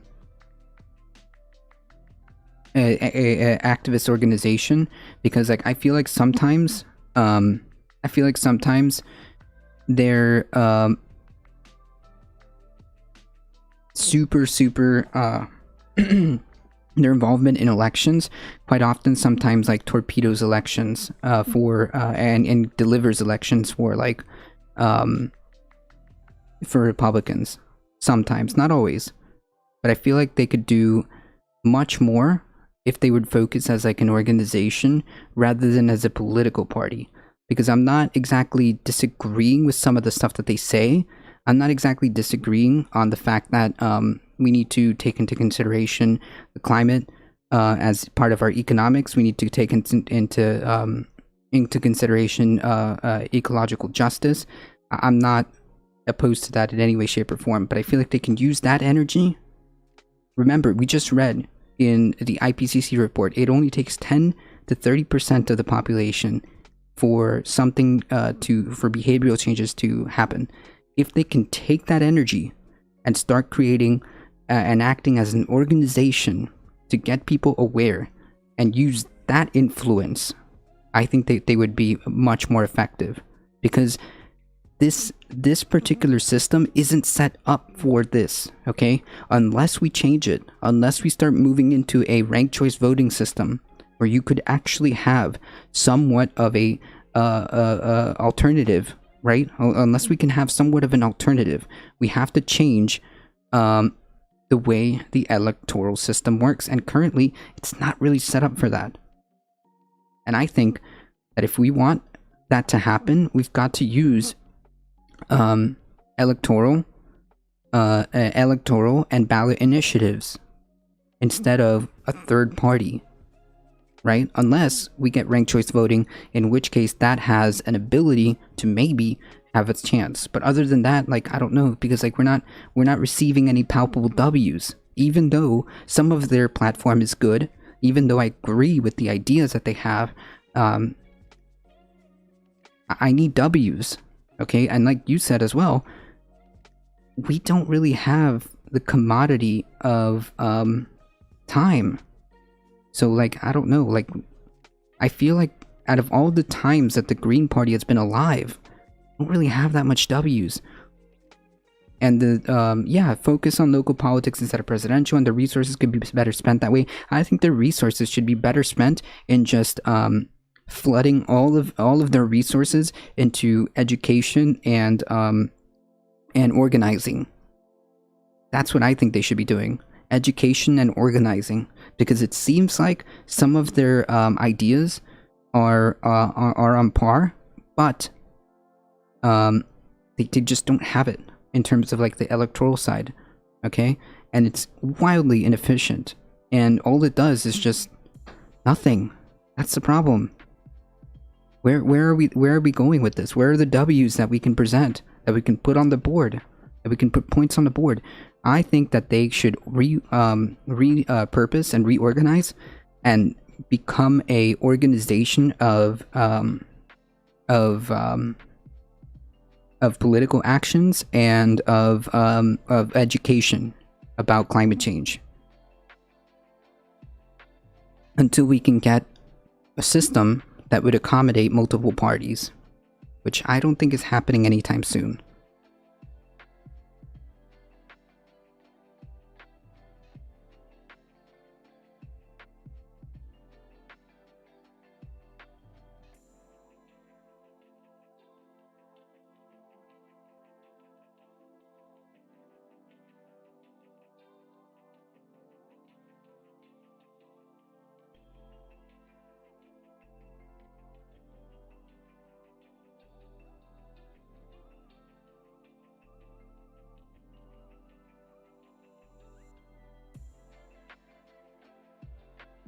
Massive organizations that exceed provided housing and education to people to build power independent of the local capitalist economy.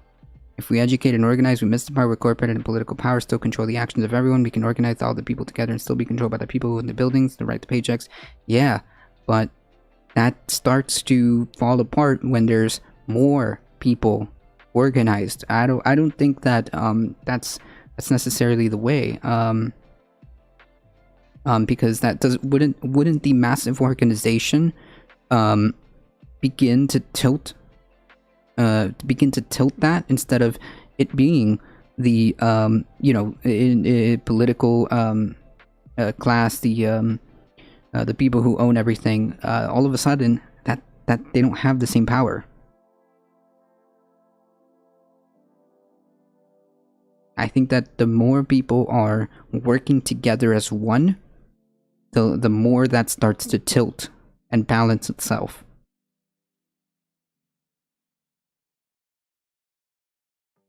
It sounds like multiple things need to happen at the same time. Yeah, true. This is not a one silver bullet. This is not a silver bullet solution. So that's why I don't know.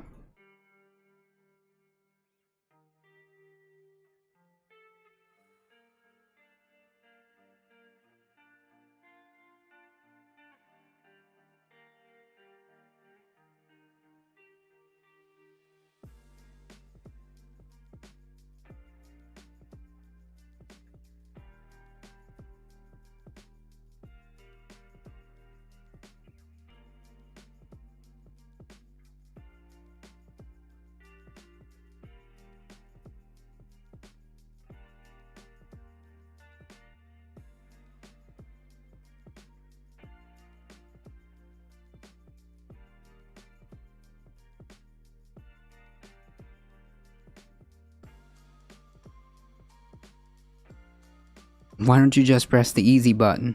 Yeah, so that's my point. It's not, I can't see putting W's on the board, well, just by just by using the Green Party. I sincerely want to be independent of the capitalist economy, but then we know exactly what happens to try to be independent. They take us down by any means necessary. Yeah, but if you have multiple people, if you have the majority of people on board, then that starts to tilt. That the power imbalance starts to tilt. If you start building the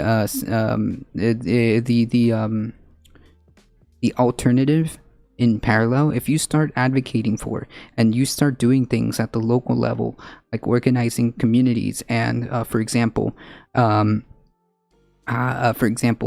you have local local elections, and you can for example get credit unions to start loaning and start promoting things like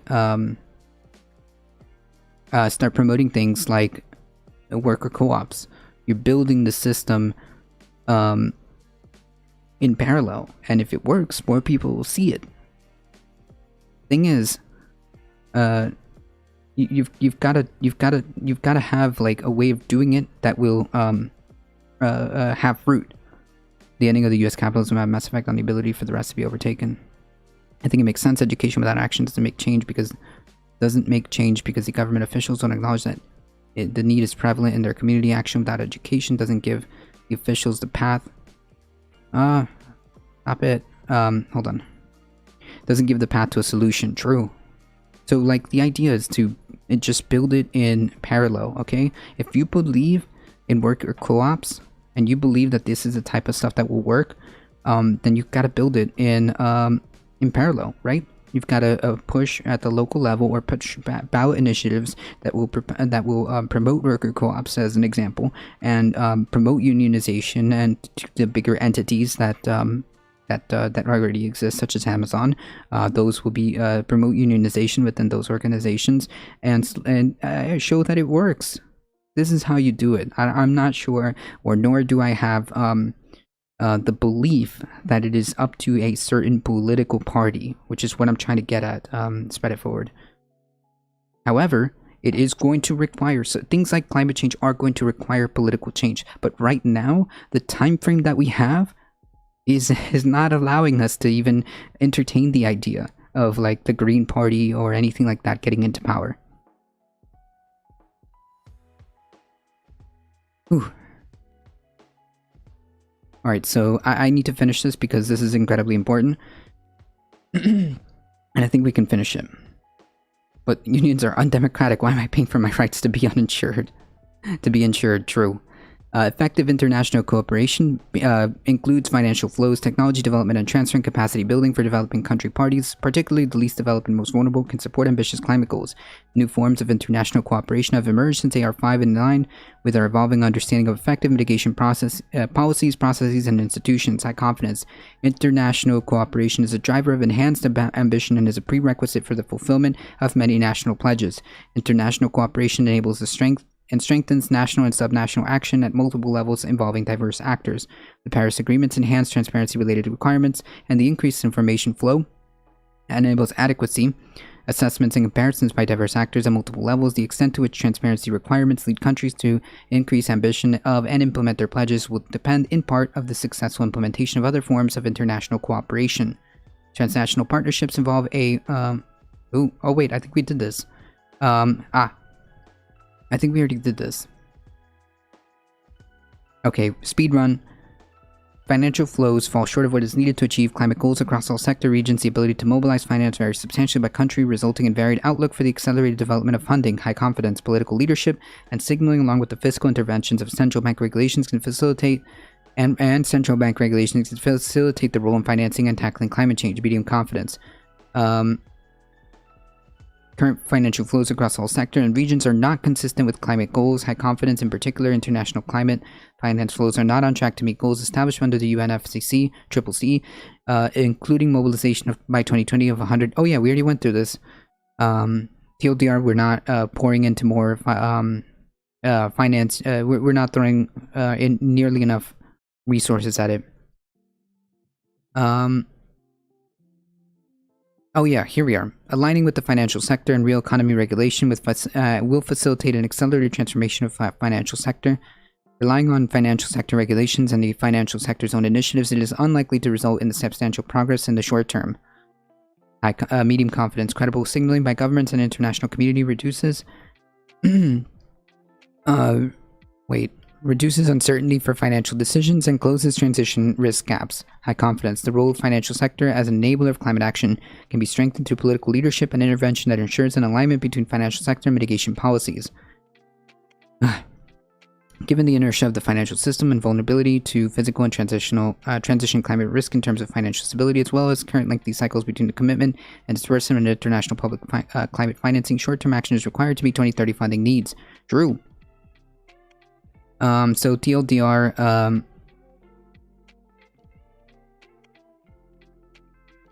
I don't think I have enough time to read this.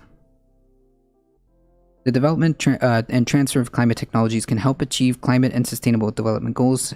Synergistically achieving this potential entails taking a system perspective covering a social, economical, environmental, financial, institutional, infrastructural capacity, and behavioral dimensions of technological change. High confidence. Technology can contribute to decoupling growth and human well-being from increased emissions, environmental impacts, and demand for natural resources. Yet, if current patterns of technological change continue, it may also lead to higher emissions and other side effects. For instance, the rebound effects whereby falling costs incentivize higher levels of consumption. Yeah, so, yeah, perpetuating consumption, all of this, very bad. Alright, folks, unfortunately, I do have to finish this, I guess, tomorrow. No worries. I'm always excited to talk about this kind of stuff. I appreciate all of you guys hanging out here, discussing stuff, discussing solutions, trying to get things underway. I appreciate all of you guys hanging out. Thank you, Spread It Forward. So close, I know. Thank you, Spread It Forward. I appreciate it. And of course, I do enjoy hearing out different solutions and different pathways forward. At the end of the day, we've got limited time to figure it out. But there's still 32 minutes under MR. What are we supposed to do? Hang tight, Anna. Anna Dequine. Hang tight, okay? Thank you so much, folks. As always, please stay safe. Please take care of each other. I love y'all, and I hope to see you guys in the next one. See ya! I'm glad you're hanging out here. I appreciate that. Don't forget, Majority Report, 12 p.m. Eastern Time.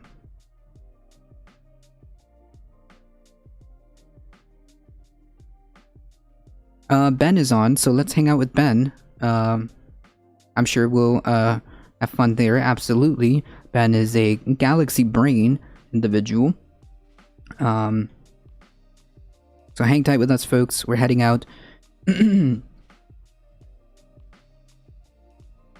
a good one. You have a good one. Thank you so much. We're heading out in 5, 4, 3, 2, 1. Here we go.